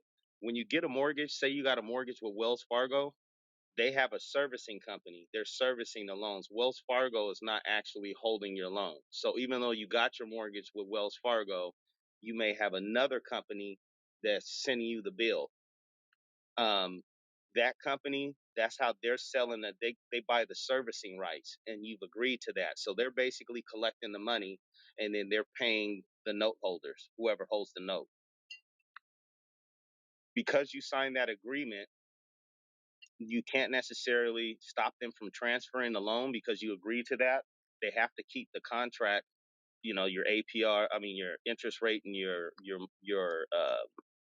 amortization schedule. Nothing can change with the contract, but they can legally and lawfully sell it. What they're supposed to do, and where you can get them at, the old servicer is supposed to send you a letter letting you know they're transferring it to the new servicer, and the new servicer is supposed to send you a letter letting you know that they bought it from this person. And then you got, I think, 30 to 60 days in case you missed the letter, where if you make a payment to the old servicer, they will apply it to your new servicer. But if they didn't send you those letters and you got proof that they didn't, you can challenge that. But I don't think it'll stop them from selling your loan, the servicing rights. Okay, thank you. And a lot of these servicers are they're nothing but debt collectors if you look them up. And that's the thing, because I remember when a lot of people were losing their homes, and I went to court with a friend, and the mortgage company went out of business, and it went to a servicer, and the servicer was not helping them try to modify the loan. And we just went to court, and I said, "Well, can you show the original note?" And they weren't able to do so. And That's because. the judge dismissed the case. So Mm-hmm. And they don't have it because once they bundle all of these mortgages up, so you got your FHA that happens between, I think, the 1st and the 15th, and then they do your conventional loans usually between the 15th and the end of the month. Then they take those loans and they bundle them up and they turn it into a derivative, or they put it in a mortgage-backed security. You hear that word a lot, or real estate investment trust. Well, those people in that real estate investment trust, that's the note holders. So even if the bank goes out of business, they hold the note. So what they're doing is the note holders, or whoever's in charge of that particular fund, it's going and hiring somebody else to service the loan. So that's why you see that with foreclosures a lot. And you're about to see a bunch of banks go under again. I'm waiting for the first one to fall. It's going to be a big boy falling here in the next 6 months. And that's going to start to slide. But you're going to see that. What I would do, depending on how long you're in there, and your state laws vary, you can actually, if you slip through the cracks somehow for years, you can go file a quiet title, and that'll clear your title, and then you own the home. So I think in California it's 5 years. Don't quote me. It might have changed. It's been a while since I looked at it. But if you've been in a property for 5 years, you can go file a quiet title. A lot of people don't know that, because some people just left their homes in 2008 and it sat there for 5-6 years. They could have had their house.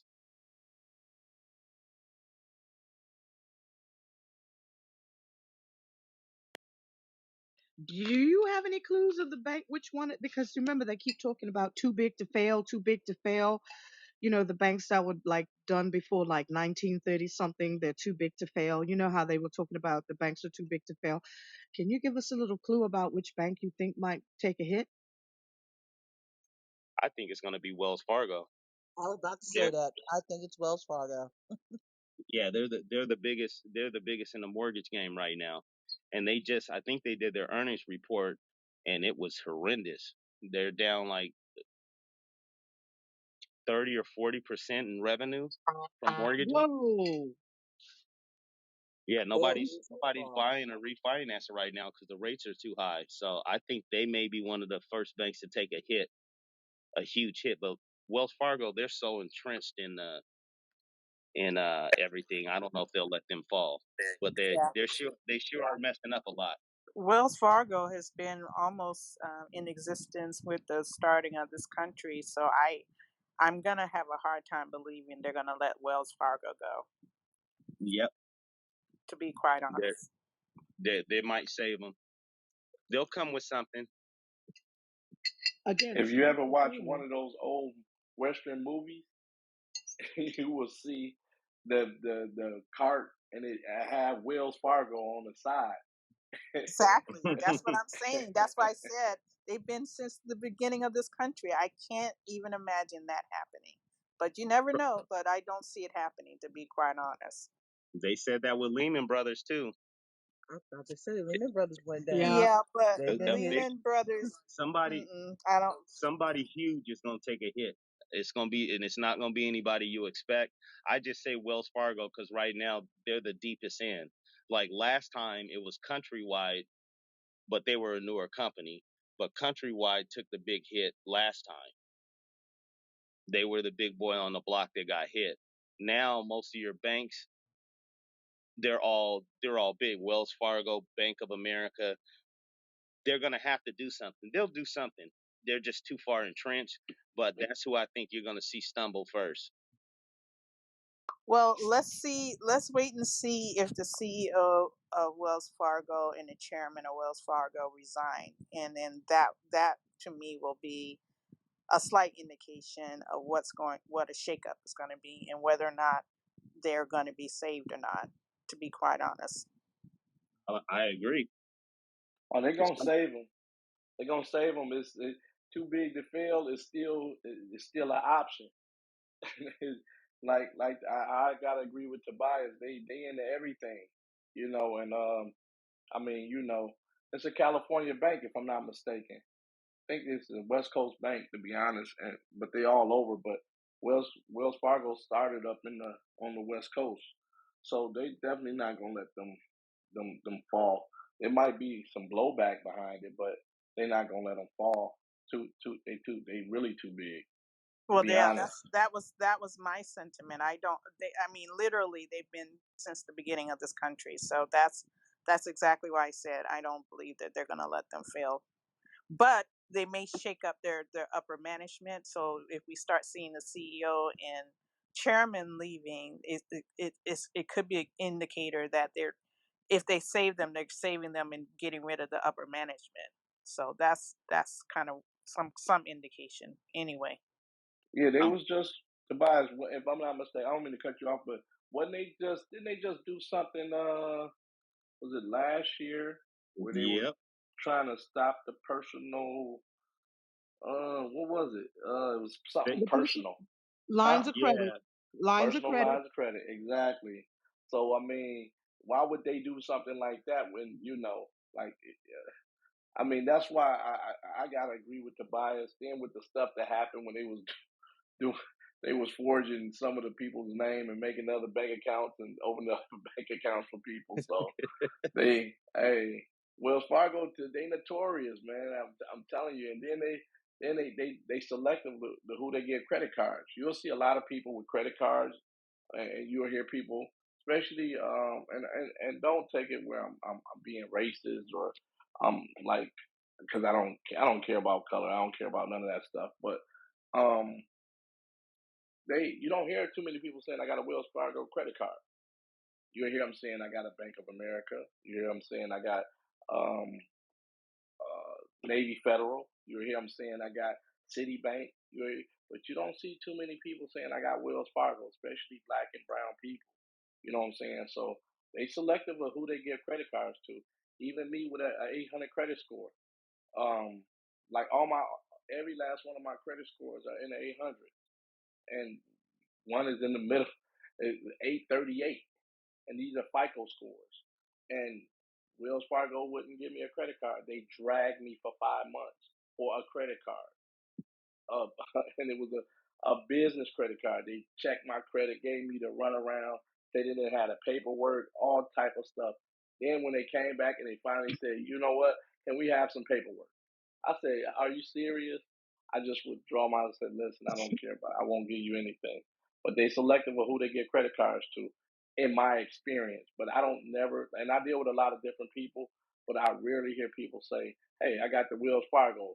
Or if I'm in a different group um, on Facebook, Wells Fargo is rarely talked about. It's either city out of the big four, it's either Citibank, Bank of America, or Chase, but it's rarely Wells Fargo. Yeah. They actually I was talking, they shut down all my lines of credit and all my companies at their bank for no reason. They I did mean, to me too. Fucked me yep, up. about two Very years angry ago. about that. They shut it all down. They let me. I got one secure card, and I don't even use it. Well, it's unsecured now, but yeah, they're notorious, man. And they actually had some sort of issue with their CEO not following the enforcement action by the CFPB and the government, and they brought him on the Congress floor, slapped him on the hand. They're big, but I can tell you they're in trouble. They are in serious trouble right now. It's going to be interesting to see because I don't see in 2008 the inflation wasn't this bad. So they're gonna, after all of this inflation stuff, I just want to see when one of these banks gets into trouble and they have to give out some money. That's gonna be like double talk from the Federal Reserve. We'll see how it goes, but that's what's different about this recession and depression than 2008 is the inflation. And then you got Vladimir Putin over there uh, holding up all the grain and the oil and all that stuff in Europe. That stuff affects us here. A lot of people don't pay attention because it's another country, but what happens in Europe hurts us here. Europe does good, we do good. They do bad, we do bad. And they're having a big family fight over there. Yeah, and people don't even realize. I mean, Sri Lanka. Look at Sri Lanka. Who cares about Sri Lanka, right? This little this little blob on the well, Indians call it their little dingleberry off the tip of England, off the tip of India.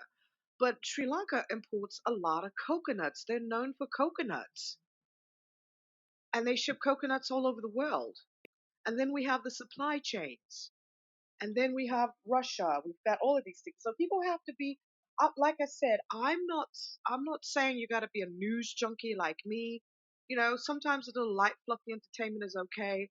But sometimes I really do think people, and I'm just gonna put it out here, especially black people, we need to put the housewives and all that shit down and realize what's really going on in the world that's gonna have an effect on you in your life. Because And food you is need expensive. Everybody's crying at the gas pump. Even people with money are like, it cost me $100, to fill up a tank, where it used to cost like $30 or $40 to fill up a tank. Food is more expensive. Supply chains are still screwed up, and I think that was manufactured. And what about all these food processing factories burning down? How is this going to affect the American people? How is this going to affect credit, getting asset to credit, interest rates, and buying homes? Go ahead, Tobias.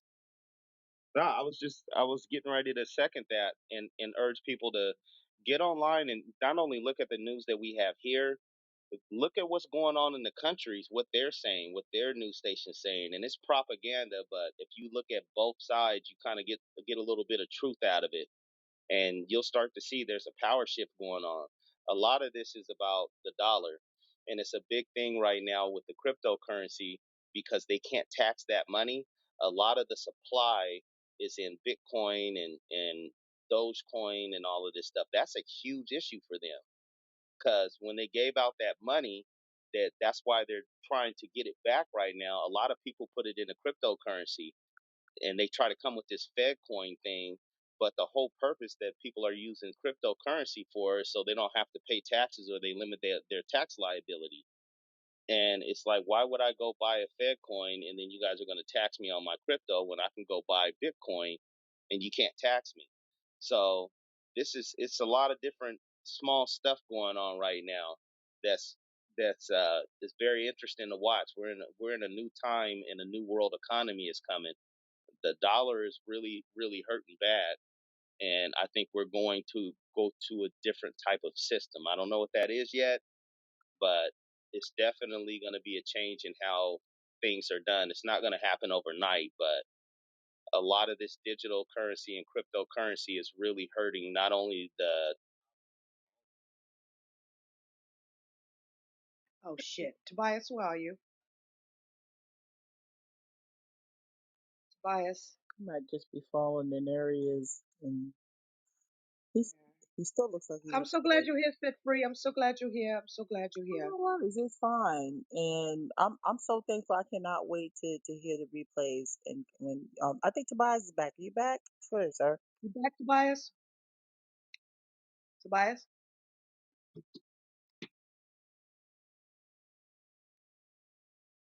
He left. He's gonna come back. No Oh, worries. there he is. Tobias? Yeah, can you hear me? Yeah. Yes, sir. So what were you Right. saying? I was saying a lot of the new digital currency and cryptocurrency is changing the landscape of everything because you got a large part of the money supply that they can't tax, and they're trying to figure out how they can do it. And a lot of the banks are controlling; they're making a shitload of money off of the cryptocurrency. We can't do it here. The big thing is like from my limited research of it, they got certain uh, platforms overseas that are deregulated and you can do like 100 times leverage on that. The banks are going out and they're shorting the stocks. Like Bitcoin just fell down. Me or you can't do that. Like on Robinhood or Webull, we can't. You can't short cryptocurrency, but overseas you can, and that's a large part of the problem too. They're making millions and billions, and believe me, they're in control of the cryptocurrency, but they don't. They got to try and figure out a way to tax it and track it, and That's a that's causing some issues too underneath everything. That's a very important point, and people think that crypto is so decentralized and no one can the very same principles that where people can manipulate the stock market or certain stocks. I'm sure many of you heard of what they've done with GameStop and a couple of other stocks. The same principles apply. It's being used in different ways, but you can uh make a concerted effort to affect any market. So people need to be real cautious of that. And like Tobias said, There's a lot of money in crypto that they just can't touch. Not only can't they touch it, they can't control it. That's the big thing. They're really upset that they can't control the flow of what's happening with the various cryptocurrencies.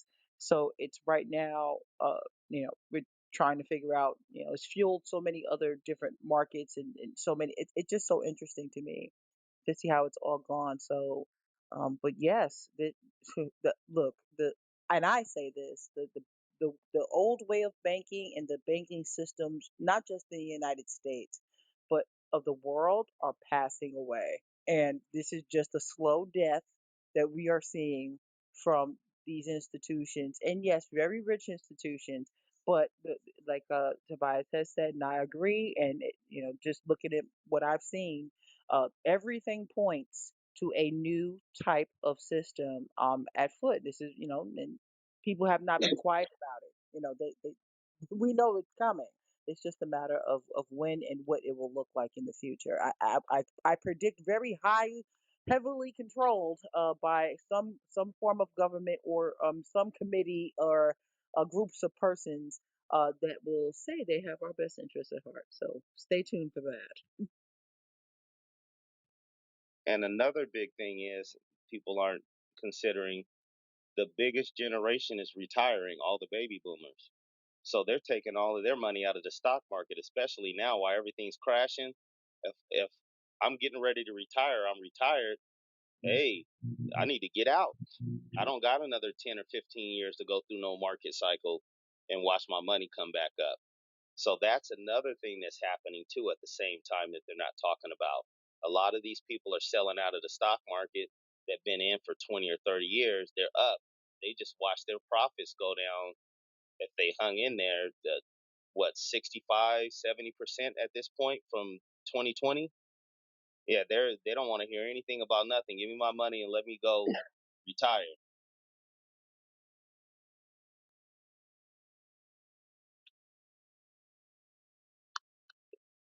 And that's why the credit repair and the personal credit and getting set up with your business credit and everything is so important right now, because it's going to be a lot of money to be made, but it's going to be some pain out there for a while. And if you're not set up right and you don't got, like Top Dog said, he got an 800 credit score, he's going to be straight. He's going to be able to call his shot. And he's going to make a lot of money during this next period of time. I'm sure he knows it. But anybody like that, if your situation financially is not set up right and you don't think that you can get it done yourself, I would urge you to go get somebody. It doesn't have to even be me. I know what I'm doing. You got Top Dog. You got people out here that know what they're doing. Go find somebody reputable that can show you proof that they've had success with people and give you some people to call, some testimonies. But yeah, get on with the getting on. Don't wait. Don't think about it.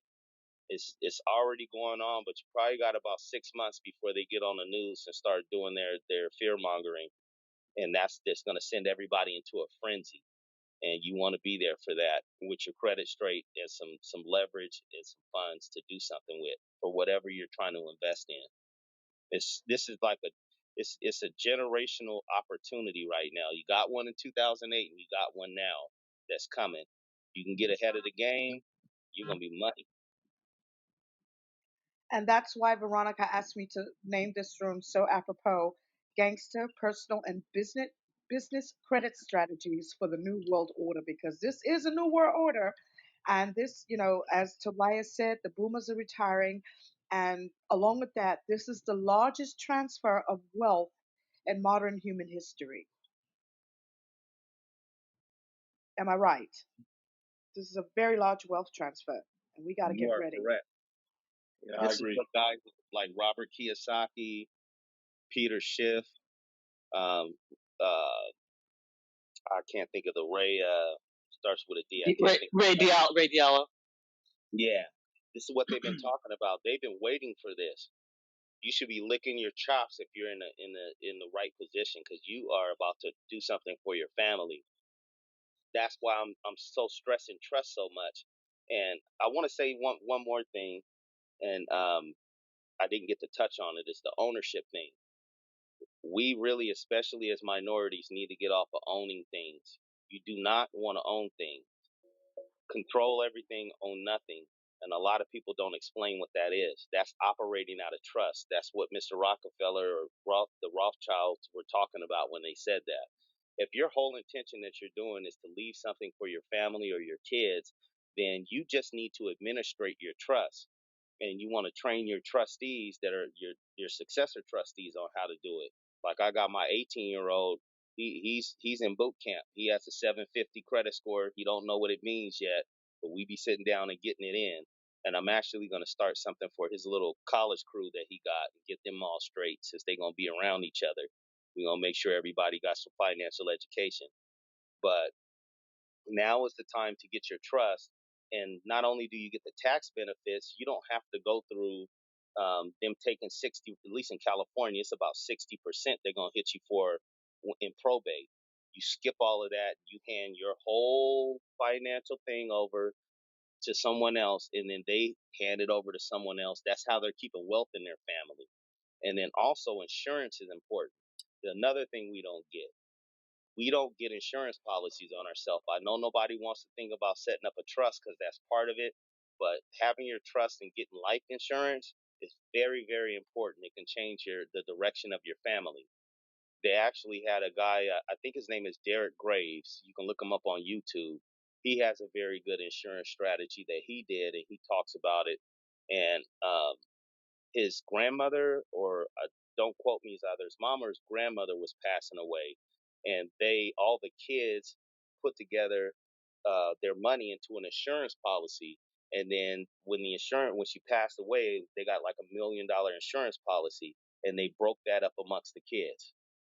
So stuff like that we're not doing, and it's not about you if you're truly saying that you're doing things for the benefit of your children. You don't want to own it. You're passing it along. You're just here to use things. You can't take it with you. It was here when you got here. It'll be here when you leave. You can just use it. It's a very good book that talks about that. It's Fruit from the Poisonous Tree, and you guys need to read anything you can get your hands on about operating trust. That is the way that they've been making money and passing it to their kids, kids, kids, kids. A lot of them have been doing it for hundreds of years, but yeah, this is what you're basically seeing now with this wealth transfer and all these wars and everything that been going on lately, the power shift. These are all just big families that just got too big. They're big enough, they own countries and stuff like that as several trusts. Well, they're jostling for power now. It's a shakeup, and you want to get in the middle of that. So again, now how is all of this going to help the people? I'm just saying, getting your credit up, getting your business up. How are they going to be able to monetize off of that with that good credit score and the good business, whatever? Because You I'm thinking me, you know me, Tobias. You know where my passion is at. It's the tax sales because I love doing the tax sales because I know this is how I've helped women get properties with no mortgage. I helped a lot of low income women. You know, that is my passion. Black women and children for having viable places to stay and monies to pass down to their children to build generational wealth and to live the life that they want to live. That is where my passion is at. So somebody who's got their credit together, they're a tax sale student, they're getting it together, they're getting a corporate credit, they got a tax sale property. How is that going to help them? How is that information going to help them grow in this new world order? by learning to operate your businesses out of trust and getting your trust valuated so that you can actually live off of loan money and have your assets like houses from tax sales pay the loan. So you don't want to redline your profit. So you got to start somewhere. So if you own properties and you're making $3,000 a month profit, well, you can go get a loan and you have your loan payment for whatever that amount is. Say you get $300,000 loan, 400,000 personal line of credit, however you want to do it. Wherever it is, as long as your assets, cash flow that's coming in covers the loan, then you don't have to pay taxes because you're losing all of that money. Plus, you're getting tax credits from it being structured correctly with your trust taking care of your business. Your trust is paying all your business expenses. That's a write off for the trust. It's an asset of the trust. So the trust gets to write off all of those expenses, your lights, your bills, and I mean 100% of every penny. Your clothes you buy for your kids, the food, they're all your beneficiaries in the trust if you got your kids there. So everything that you're doing as a trustee is for the beneficiaries. Plus, you can take a salary as well. So you get paid to be a trustee on a corporation. Be a trustee of a trust. You get paid for that for administering the trust. Plus, you can get an expense card. You can write up a contract with the trust. Are you going to tell yourself no? So No, it's I hope not. I hope not. It's like, is that like talking to yourself? You got the angel on this side, the devil on this side, No, I hope not. yeah, it's like the FedEx commercial where the guy stepped back from the counter and gave himself a promotion. Man, Tobias, can I tap in real quick? Yeah, absolutely. The, man, the question that you asked, what does fixing your credit up or getting business credit or whatever, how does it help you up in this day and age? To me, it gives you options. A lot of people don't have options. A lot of people, they're very creative, but they don't have a bunch of different options. So once your financial situation is in a better position, you have options to do more stuff. The same thing I did. I love the tax sales too. I bought a tax deed, a duplex in St. Louis last year. Just Yes, I listening to, know. You drove all the way down there in the middle of the night. I remember. I I will remember. I'm be so happy. all right, and I will be driving down there Tuesday to make sure everything is everything. Yeah. Um, let me say this, even with that situation, with me just being able to leverage credit, it probably would take me $35,000 just to fix up that house. That property, right? Okay, hold on, hold The only on. reason For why my is tax sale students in the room, please listen to him because he's my boy when it comes to this. Him and Tobias, they are the top dogs. They are the everything. Listen to this information. Play the replays 1,000 times if you have to, especially for my tax sale students. Go ahead, top yeah, dog. yeah, definitely, definitely. Like I paid $7,500 for my tax And deed it was a six sale, unit the property, right? property. 6 unit building.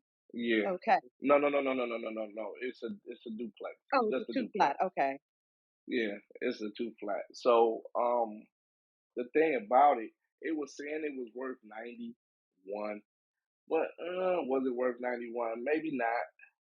It's in a good neighborhood up in St. Louis. The block, should I say, is a nice block, a really nice block. It's not no confusion. I've been down there twice. So the thing about that is that, for one, I could have definitely took the money off the credit card to buy the property. I could have bid it on the property, took my credit card, went and made a move. I don't like talking about this part on Clubhouse because when you talk about stuff on Clubhouse, people run with it and they mess it all up. But I definitely could have took my credit card and made a move and actually took the money off the credit card and paid for the tax deed property right then and there, the same day, um, with the knowledge that I have. But also, I did. I took like 30,000 cash down. I was kind of scared to buy because I was like, listening to people who was bidding in Alabama. And I'm like, hold on, we in St. Louis, so Alabama, you're not gonna get nothing for. I mean, you can get something for $500 or $1,000 or $800, but we in St. Louis. So at the end, I bought the tax sale. I bought the property. It was the last property, but it was on my list. So I end up getting the property. But the thing about it, it might cost me $35,000 just to get it fixed. But hypothetically, and I'm not even gonna say hypothetically, it should be worth, after I put 35,000 into it, at least 90 grand. But just hypothetically, let's say 40 grand. Um, I only have 42,000 tied up into the property. I can go back and refinance the actual property because I own it with no money out of my pocket. To fix it up, I would just use my credit card. To pay the people who actually doing the work, I would use my credit card. So not $1 could have came out my pocket except for the money I spent on the property. I actually spent on the property, but if I was thinking, I would have just took it off my credit card anyway and paid for the property.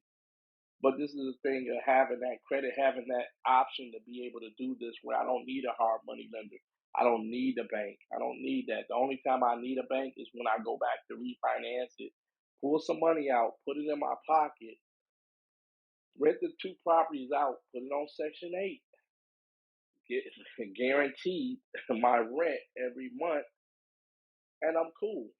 But I wanted to make sure it was livable, and I'm not talking about just livable because some people are like, man, don't put that much into it, and I'm like, nah. I would want to be like make sure the piping is everything, the electric is everything. I don't want nobody to burn up or die. I want to make sure everything is everything. But I have options because I have a plethora of different credit cards. I have a plethora of different things where I can go get money from the bank. So I have options, not just credit cards, but I have loan options as well. So that makes it easier to be able to do what you need to do because once you start getting your credit right, especially when you get in the 700s, 9 times out of 10, you're trying to, I mean, most people trying to watch they credit score watch.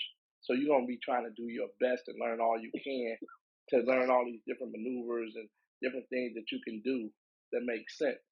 So you have to actually pay attention. I mean, well, it makes you pay attention. How you in the 700s or your credit score is moving up. So definitely, man, you have options, and that's the thing that you want in your toolbox. You want different options in your toolbox. I'm top dog and I'm done speaking. Tobias, what do you have to say about that? And thank you again for setting up this room with me and set free. And Veronica, you are fantabulous. I just appreciate you with all the knowledge you're bringing. As you know, I deal with a lot of tax sale students. I teach them how to buy properties at the tax sale. Quite a number of my students, my 37th student just got her property in Baltimore. And as part of my group, I wanted to incorporate you in and my other crew so they can learn how to monetize their properties. So they could actually, because what's the use of having the property if you can't monetize on something? I helped one student get a couple of students get cell phone towers on their properties, and Verizon is paying them $15,000 a month each. So how, to monetize that for the New World Order? And these people didn't have no credit. It took them a long time to save the cash up to go to the sale, but they got it. Now they're working on their credit, but they have something that they own and that they're actually monetizing of. So how would they work around that? Yeah, I would definitely start looking in. Top Dog kind of hit on how he gave you a great example and on how to leverage your credit. Um, there's some other benefits to that I would like to add too. Please do. You Please. got they got cards that got reward points, man, and Top Dog can come in and second this. That amount of money, the reward points that you get, that you can actually transfer into cash at a lot of places. Some cards will let you get gift cards and with your points or air travel or hotel. Man, that's it, just the way that you spend your money. You can benefit from that, from the rewards of that. I mean, free vacations, all of that. I would actually tell people to stop using their debit card. If you got cash flowing properties or businesses, you should be paying all your bills and everything on your credit card. That's money back to you every month, and it adds up. It adds up, especially if you're in some sort of business where like you're flipping properties and stuff like that. Man, you paying $35,000, $40,000, and you got reward points like cash reward points like a city card or Discover It card or an American Express. Man, that all adds up. And I would try and figure out how to properly manage my credit card spending when I'm doing all of this stuff so that you can actually get reward points out of it. I mean, you can end up with an extra $3, $4, $5,000 every month if you do it right. I don't want to give that away out in the public, like Top Dog said. People run off with it, but yeah, it's certain ways and things like that we teach people in our program on how to do exactly that. I mean, even up to the point of having being able to know how to do authorized users and add people on your card. You don't got to go crazy. You can do a couple of people every 30, 45 days so you don't get your card shut down. But that'll cover your minimum payment if you're in a tight position and you don't have cash. Well, you got money to make your minimum payment every month. It's all kind of tricks and stuff that that well from learning how to do it, actually doing the stuff, making mistakes too, missing stuff. And I'm sure anybody that does credit repair, been working with these credit cards, you'd be like, man, I missed out on 2 or 3 grand if I would have did it this way. It's all kind of tips and tricks on how to monetize that. Especially with real estate. Real estate is one of my favorite things because there's so much opportunity to make money up front, money on the back end. There's 1,000 different ways to do it when you have options and you have good credit and your business credit is straight. And then it's managing that and not making any mistakes. You're basically, to sum it up, you're learning how to manage debt. So people say that debt's a bad thing. Debt can be a great thing. It's the type of debt and how you manage it that makes it worth it. I don't know if Top Dog wants to sound off on that. I don't want to go into the actual tactics of doing it, but I'm pretty sure that he has something to say about that. Mhm. And I have one question. She goes, I have a lovely lady in the back channel that just wrote. She goes, I wonder if this type of thing works in Canada. In my room, I have women from all over the world, but I do have a lot of Canadian people.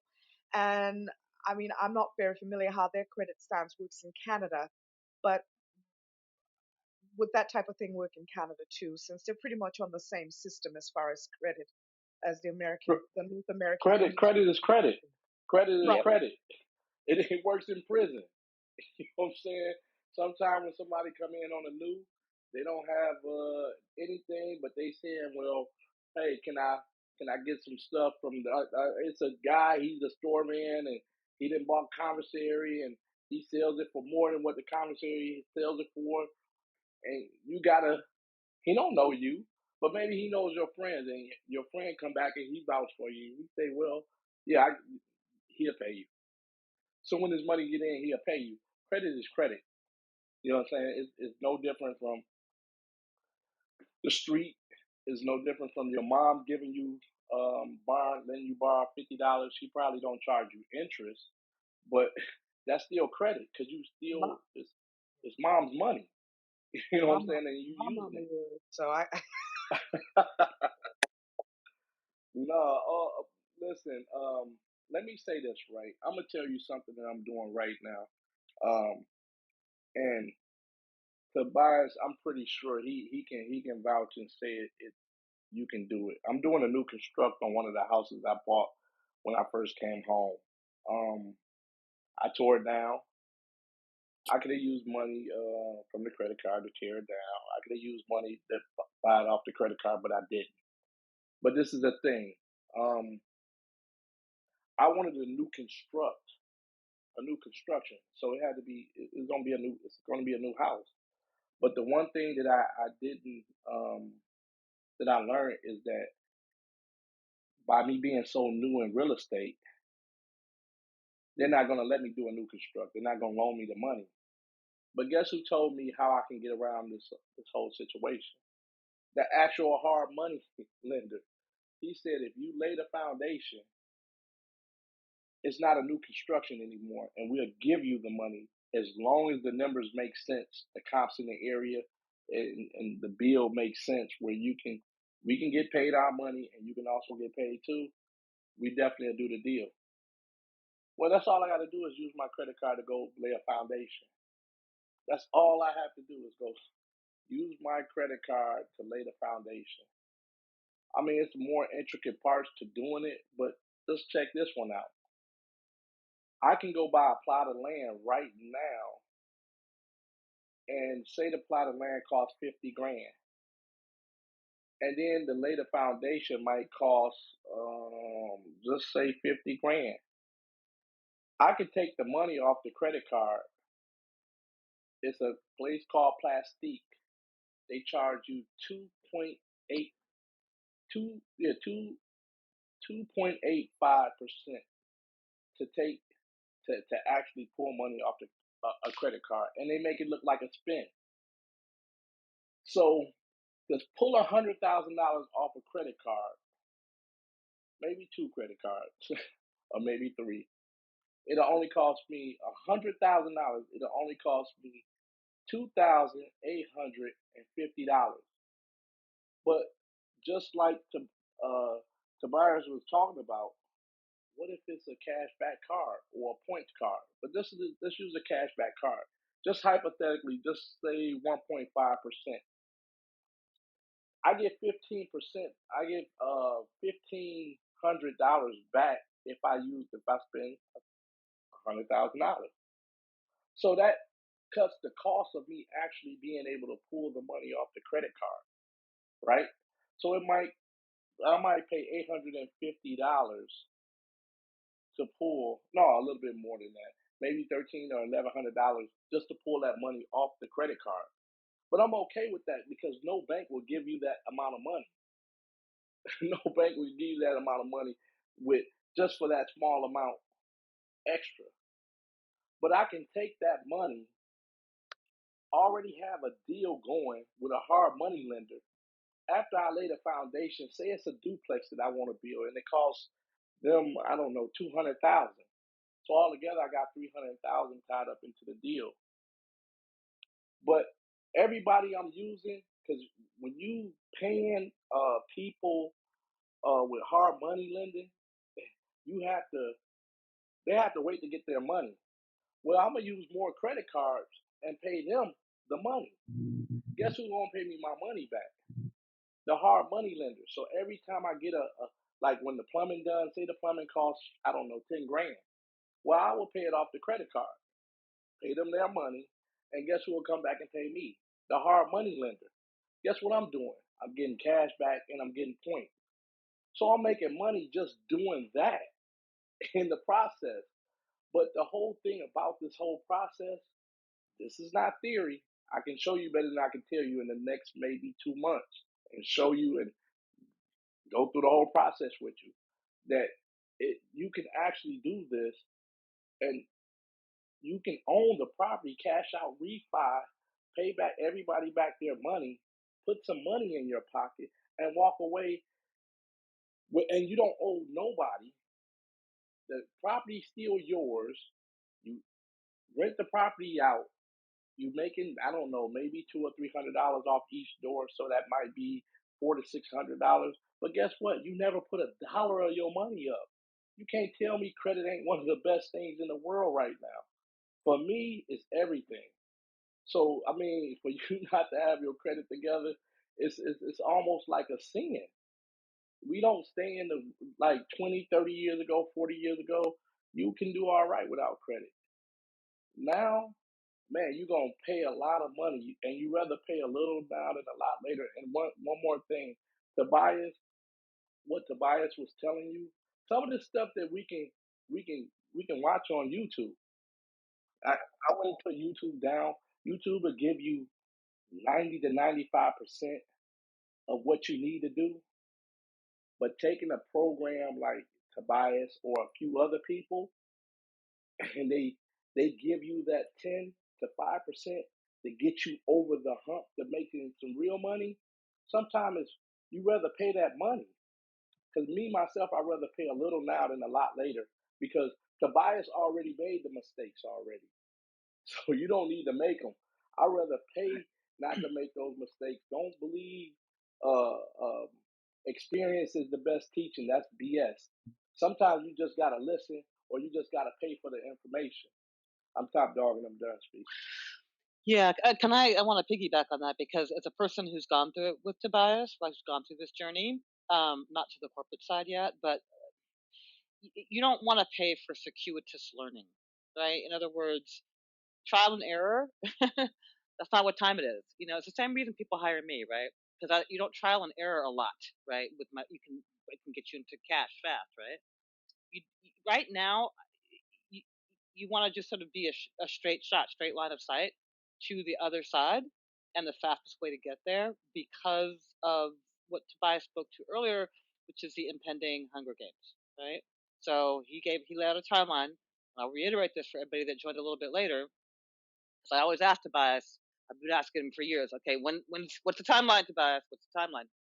He's saying, if he looks at a lot of indicators in terms of the housing market, in terms of the car market. I don't know if you guys have been saying there's a big issues in the car market in terms of people, defaulting on their automobile loans. There's all these indicators. There's all these dominoes that are falling, and he watches them like a hawk, right? And has been for eternity. And so he's saying you've really got until like the first quarter of 2023. So if you're starting from, let's say, behind the eight ball a little bit with personal credit, you've got a very narrow window to get it right. Right? It's not time to get it wrong. It's time to get it right. So I just wanted to say that, because you can spend time wandering around. But listen, when when I was studying with Tobias, we had to sit down and study all that shit. FCRA, FDCPA. You have to really kind of know what you're doing, and it's time intensive, it's labor intensive, because it's very knowledge intensive. It's like studying the law. If somebody can sort of hand it to you, I mean, I did it because that's what the process that I was in with him back then. But if somebody can hand it to you, let them hand it to you.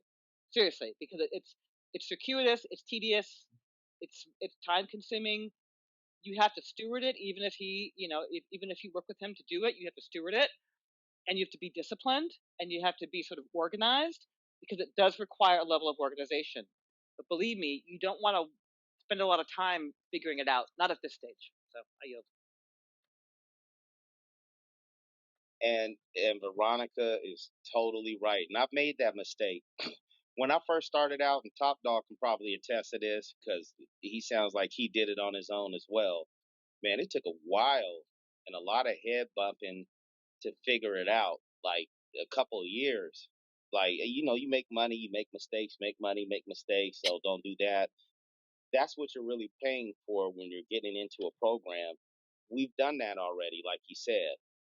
And sometimes it's just like being a business owner. Elon Musk, he controls, you notice I didn't say own, he controls Tesla because of the amount of shares that he has. Well, he's not designing all the cars. He's not designing the engine and the blinker and all of that. He's going to get somebody so he can get on down the road with making some more money and getting out in front of people. And we don't take that concept of running our personal life and our personal finances like a business. It is. So if there's something you're lacking in, like not trying to do the accounting yourself instead of going to get a CPA, trying to do your credit repair, that's not what you do. Instead of going to get a credit restoration company to do it, it's certain things you can't hold on, and it's a write-off amongst other things. Whatever you pay to do your personal credit, you're actually doing it for free at the end of the day, because you need to save your receipt and you need to put that on your taxes as a write-off. And I don't care whether that's personal, business, or the trust, it's a write-off. You just got to start going to get these services because there's people who are specialized in this stuff. And the other thing I want to say, and I'm gonna get your information, or we'll figure out how to hook up with each other. I can help you, Top Dog, on your next project. Give me a call, and I'll show you how to do a promissory note. If you're buying the land and you own it outright, you can get busy. I got you. I got you. Whole project, brother. I'm Oh, and I talking wanted about. to know, I have a private meeting every Wednesday with all of my students. It's Wednesday at 6 o'clock. Um, it would be an honor if both of you could come in, or maybe one of you can come in and talk about how we strategize once we achieve these properties. I mean, they already know how to do the research. They've already pretty much been through everything except the two newest students that I have. We just had our first class last week. So I just wanted to know if you guys it would be an honor for you to come in that private room on Wednesdays and just give some information about how to monetize these properties when they're sold, when they're acquired to make it work for them. Again, what's the point of owning these properties if you cannot monetize them to the fullest to make it work for you? Absolutely. No problem. Oh my Just God, I love you guys. Thank you. send me the invite. I've only been on Clubhouse maybe 2 or 3 times, so I'm fairly new to the platform. So just send me the invite. Veronica kind of ran me through how it works, and I'm getting it. So just send me the invite, and I'll get on Wednesday at 6 p.m. I'll keep that open. Yeah, that's 6 p.m. Central Standard Time, Chicago time. So, oh And my God, I appreciate you so much. yeah, Thank it's you so so good, right? much. And I want to say Yeah, one this thing is too. I wonderful want to because say, yeah, go ahead, go ahead. no, I'm just saying this is wonderful because, I want my tax sale students to not only, like I said, get these properties, acquire these properties, but what's the use of having them if you cannot monetize off of them fully to make it work for you? And I just appreciate you for that. Thank you so very, very much. And I Because I want to don't, say one thing. I want to say one thing to anybody out there that is doing sort of my line of business, right? I do coaching and all that kind and consulting and all that stuff. If you want, back channel me because if you like, I'm targeting the top of the market, right? Like people that I can, that can pay me $100,000, $1 million, right, for my coaching services. Because coaching is a very high cash business, right? That's another thing. If you want to make cash, monetizing what's in your head, coaching is a very high cash business. If you learn how to package it and sell it, you can flip money. You can flip cash really fast.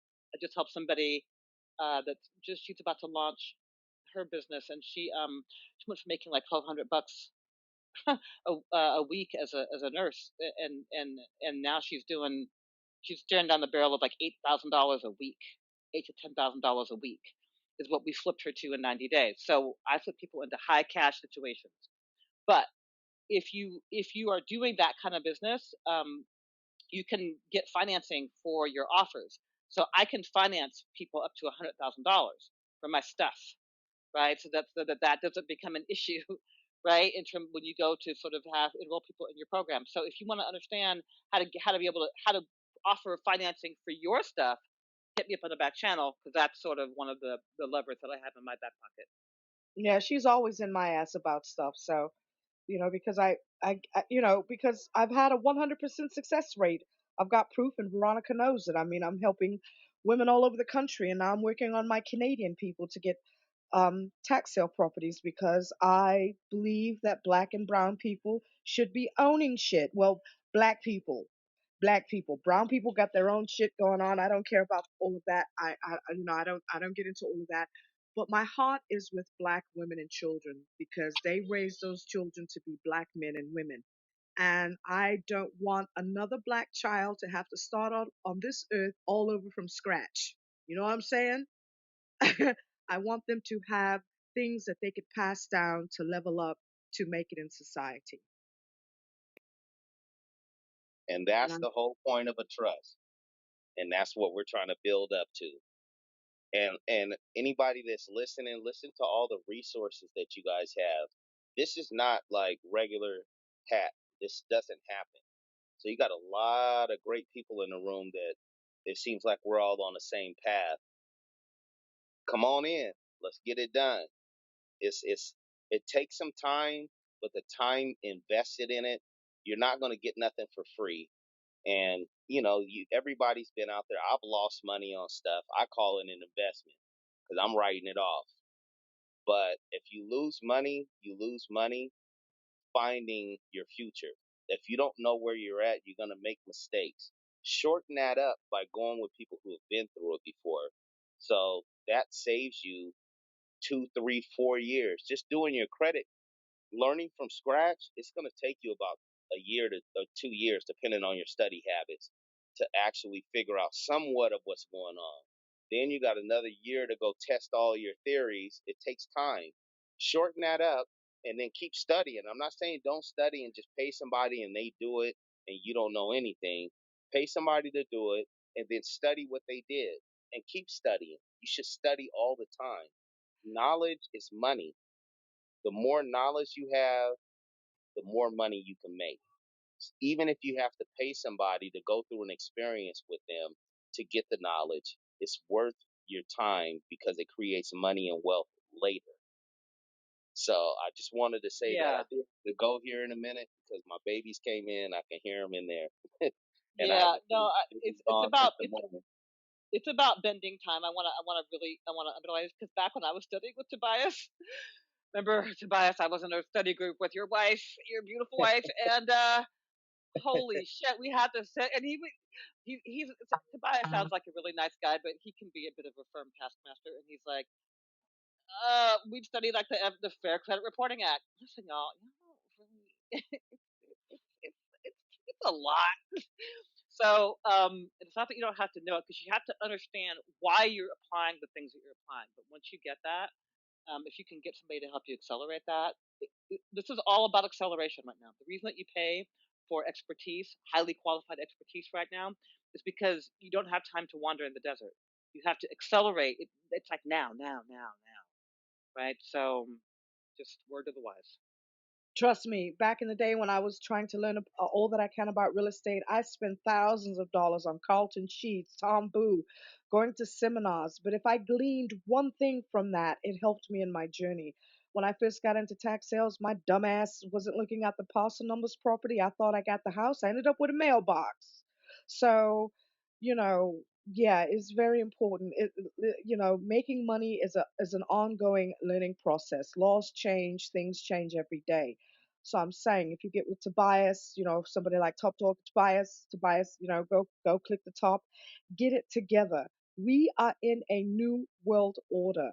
Gone are the days where you can get a job, work at 30 years, get a pension, live your life, retire, dote on your grandbabies and just die. Those days are gone. Those days are gone forever. We are really in a new world order. People are saying recession. I'm saying depression. COVID knocked a lot of stuff out of the ballpark. COVID fucked up a lot of things for everyone. Excuse me, I'm very blunt. We are in a very new world order. And I just don't want to see Black women and children part of that permanent underclass. And it's coming and it's already here. You go to Seattle, there are 10 cities. You go to California, Los Angeles, there's 10 cities all downtown. I don't want to see Black women and children in that situation. And this is why I do what I do. I'm very passionate about this. And a lot of people in my groups are lawyers, doctors, engineers, they're going to be okay. But there's also a lot of people who are, you know, one lady, she was on Section 8. There was another lady, I got her property in Texas. She was on Section 8. I told her, have your, put it in a trust. Now, ask me to buy. I said, I tell her, right, put the property in a trust and have Section 8 pay the trust. Correct? Is Tobias Oh, he still must, here? yeah, he probably, and have Section 8 pay the trust. And, Yes, yes, yeah. yes, yes, yes, for And sure. this is what and this lady, she lived in Brooklyn all her life, in Brownsville, never really had a job, didn't really have the education, but we got her gathered, and she got out of Brooklyn, she moved to Texas, and she doesn't have to worry about having any more children because she's of a certain age. But she's in her 50s and finally got her first home, a home, and Section 8 is paying for that. So now she's addicted and she wants to buy more. But I feel we have to move to different levels because I have a sense, myself, Tobias, Top Dog, Veronica, Set Free, everybody, I have a sense of urgency. I just think things are coming a lot faster than what people want to realize. I don't know if that's just me because I try to watch the indicators the best that I can. I talk to people like you. I talk to people like Veronica, and Set Free. Time is standing still for no one, and stuff is about to get real heavy. And I think we have to be prepared for that. I don't know if you can vouch for that, Top Dog, or Tobias, Veronica, Set Free, and everybody else, but things are getting real heavy. I see it, and it's about to get worse. So please, people, the replays are on. Glean all the information you can. Get with reputable people and get your credit and your money in order. I Just can certainly vouch for you.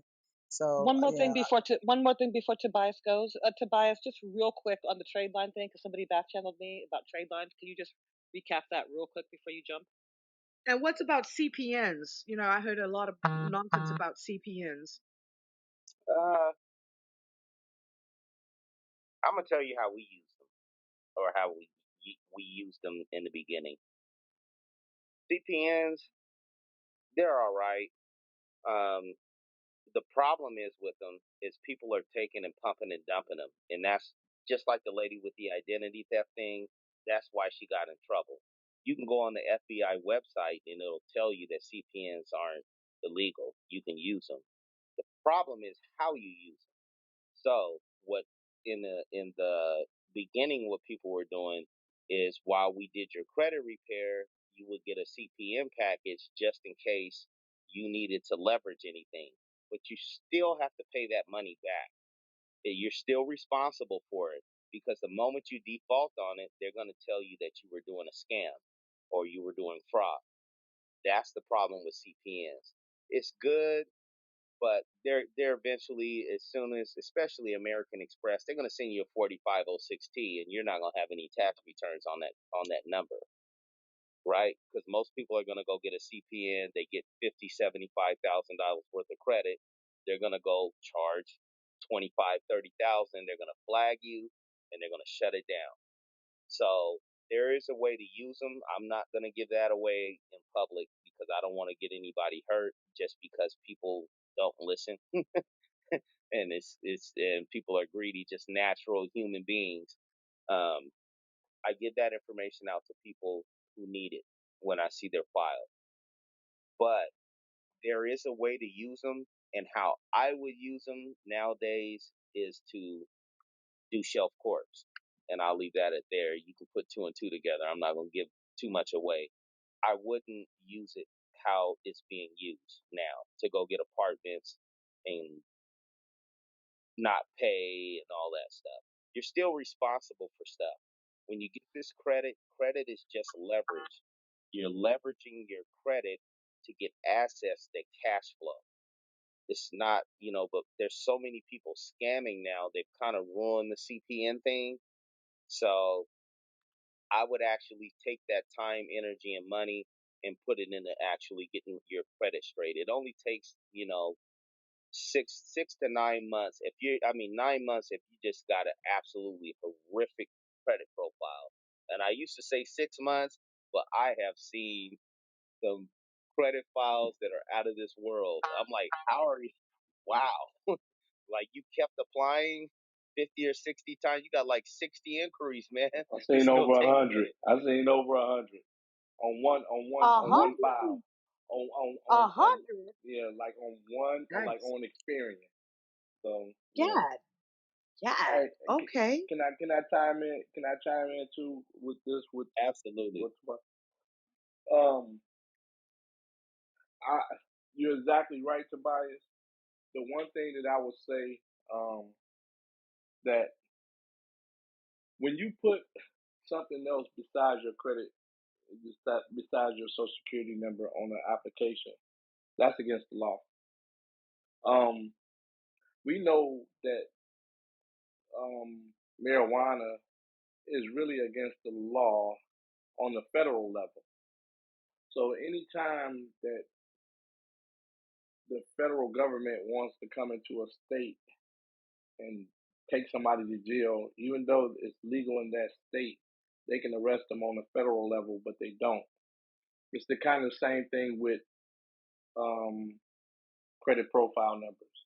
It's exactly almost the same.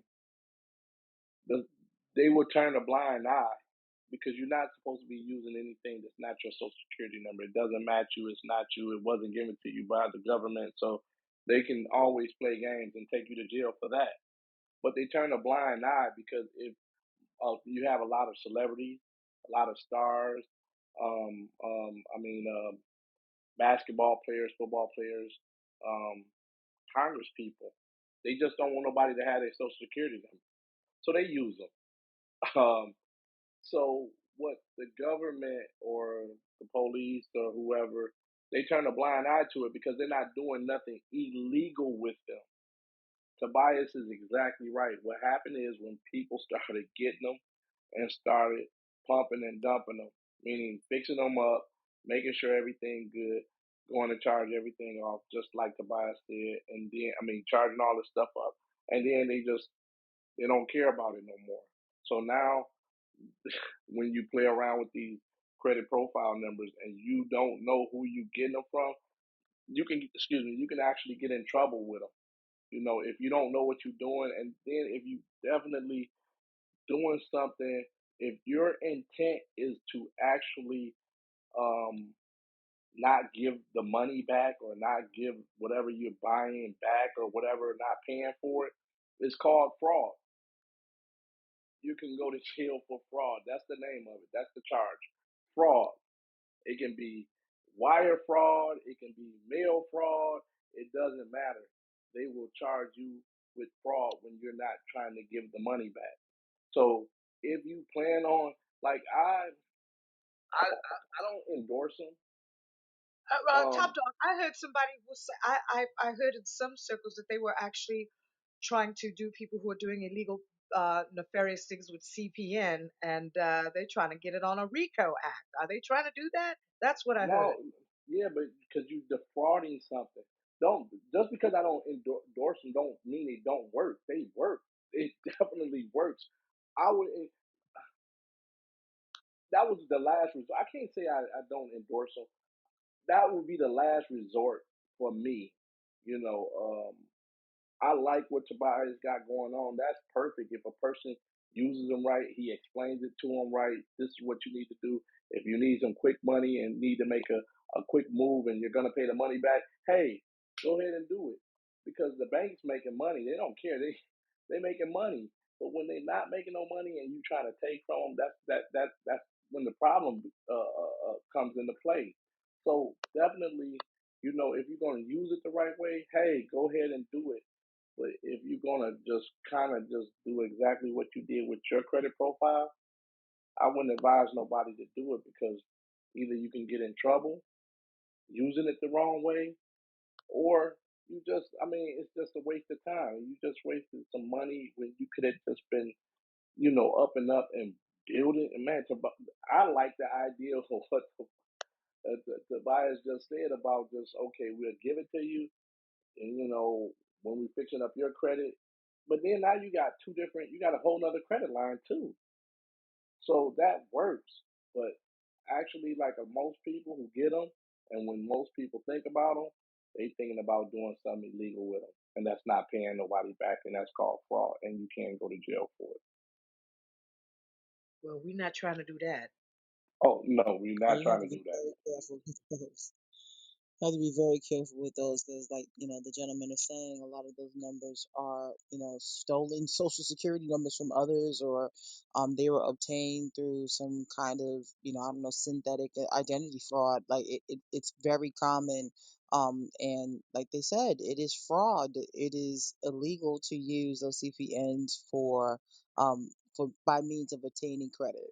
But again, there are proper uses for it, and that's where the game is. But you have to be extremely careful out here. So I've seen companies, people trying to peddle them as, oh, it's a new thing, clean slate, here it is.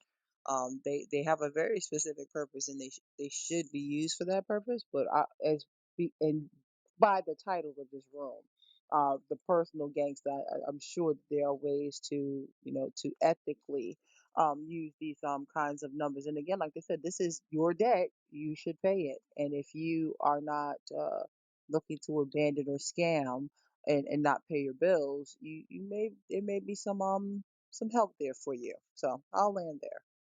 Yeah, just pay your bills. Damn. I know it's rough sometimes, but pay your bills. Just so you don't have to I do all mean, that crazy shit. yeah, use the right way. Like I said, I would encourage it if um like I said, like Tobias said, I've seen people with crazy, crazy credit. Like I'm like, why are you steady doing this?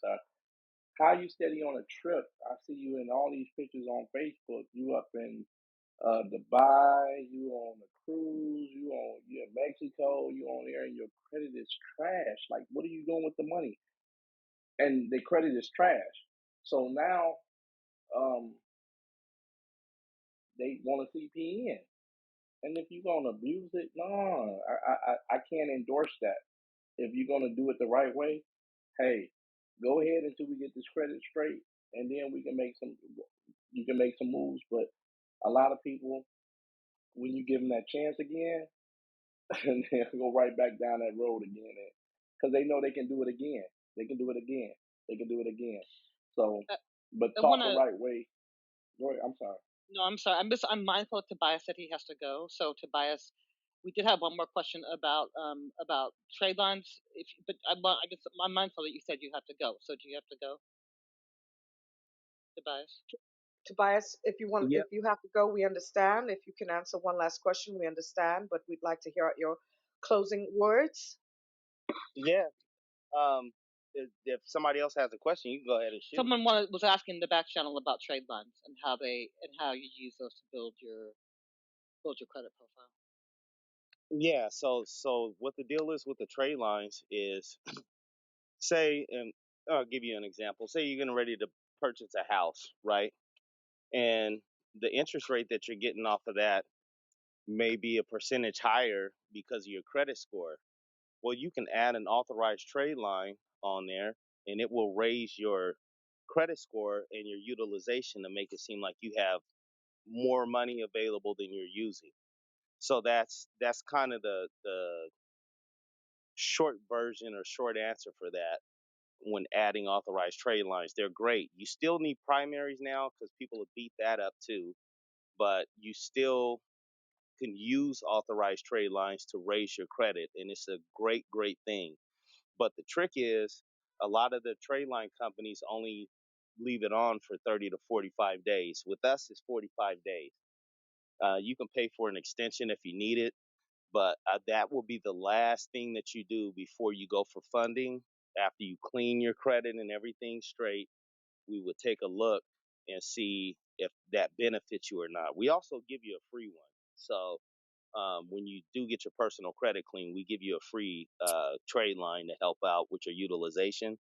But that's how you get higher limits and you get like lower interest rates and stuff because it ups your credit utilization, which is, remember, the money that you have available to spend. Remember, they're trying to hang you. So they actually are giving you enough rope to hang yourself. That's why your credit lines are so high. But if you know that they're going to be doing that, you can use that towards your advantage. So that's why we do the authorized trade lines. So if that's something that anybody's interested in, just go on ahead and go to the link. I put it up there for you guys. Click on there and get a free consultation, and we can talk about that if that's something that you need. Because and also a lot of times your file, you may have a high credit score, you may have a 750, and I got a 680, but I can get a higher credit limit than you because of what's on my file and how it's arranged. So the credit score sometimes doesn't really mean as much as your file and your credit score together. So that's something to think about. It's just not, I got a 750. Well, you can have a 750 and only have two trade lines on there. You're not going to get nothing. Versus somebody that has a 750 with 10 trade lines on there, they're going to get something. They're going to get a lot. So that's how you utilize the authorized trade lines to um, better your position and getting approved for higher limits and better cards. So I hope that answers their question. Thank you, Thank Tobias. you. And can you please, I know you got to go, and there's still a few things I want to say, but can you please bring it on home, as we say in the room, just your last closing out words and kiss the babies for me? I will. Um, the biggest thing that I just want to urge you guys on, if you are on the fence about getting your credit and everything straight, just think about the amount of money that you're going to save, and not only interest, but time. Time is money. So versus trying to do it yourself, where you know you're not going to be a person that's going to be sending your letters off every 30 days, responding to your creditor letters when they send you something back in 72 hours. There's some certain rules and stuff that you need to make this process move along. Remember, these companies are huge. So you need to be moving at a fast clip and have them either prepared to go to court or ready to go to court like ASAP. And you kind of want to keep them off balance. when you give everybody a heads up to what you're doing and it's taking you a year to do 3 letters, or you know that you're a procrastinator, you probably are going to be well off getting some help. So it's something that's an invaluable thing for you. Just being able to have somebody that's been through it to say, no, don't do that. That's gonna mess it up. Rather than you finding out after you did all your work that, oh, I'd have messed my whole little situation up with one stroke of a key. I've done it. I'm That sure part. Top That Dog has part. done it. Right. That Yeah, part. and that's what you're really paying for is the experience to skip you around some of these pitfalls that you can step in. And somebody who's currently doing it, you may get on YouTube, that video may be 2 years old. This stuff moves fast. That might not work no more. As a matter of fact, you might flag your whole account using something that somebody done burnt up. So food for thought. And I really enjoyed talking to you guys today, and hopefully I can come back on a platform where we can do this again. Uh, but yeah, definitely take your credit and your business credit and getting your stuff set up. Take that real serious over this next 6 months. It will benefit you in ways you have no idea that's available to you.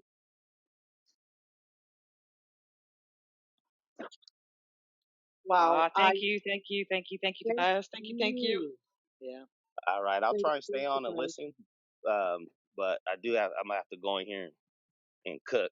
I'm on barbecue duty, so Oh, you're barbecue. Okay, barbecuing.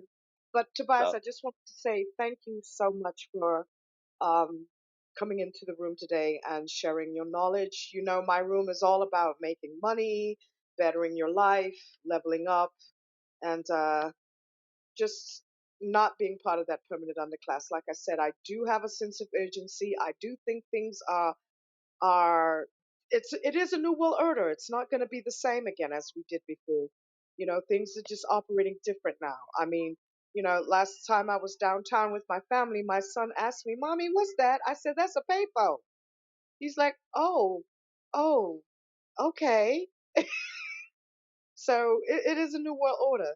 So I cannot thank you enough for coming in today and sharing your knowledge. I really cannot. And Veronica, thank you. Great idea. Genius bestie. Love you for this. You're always bringing the good stuff. Thank you, honey. Top yeah, dog, I top dog. appreciate you guys having me. Oh my gosh, top dog. I don't know what to say about you. You're just all love. It's all love here in this group.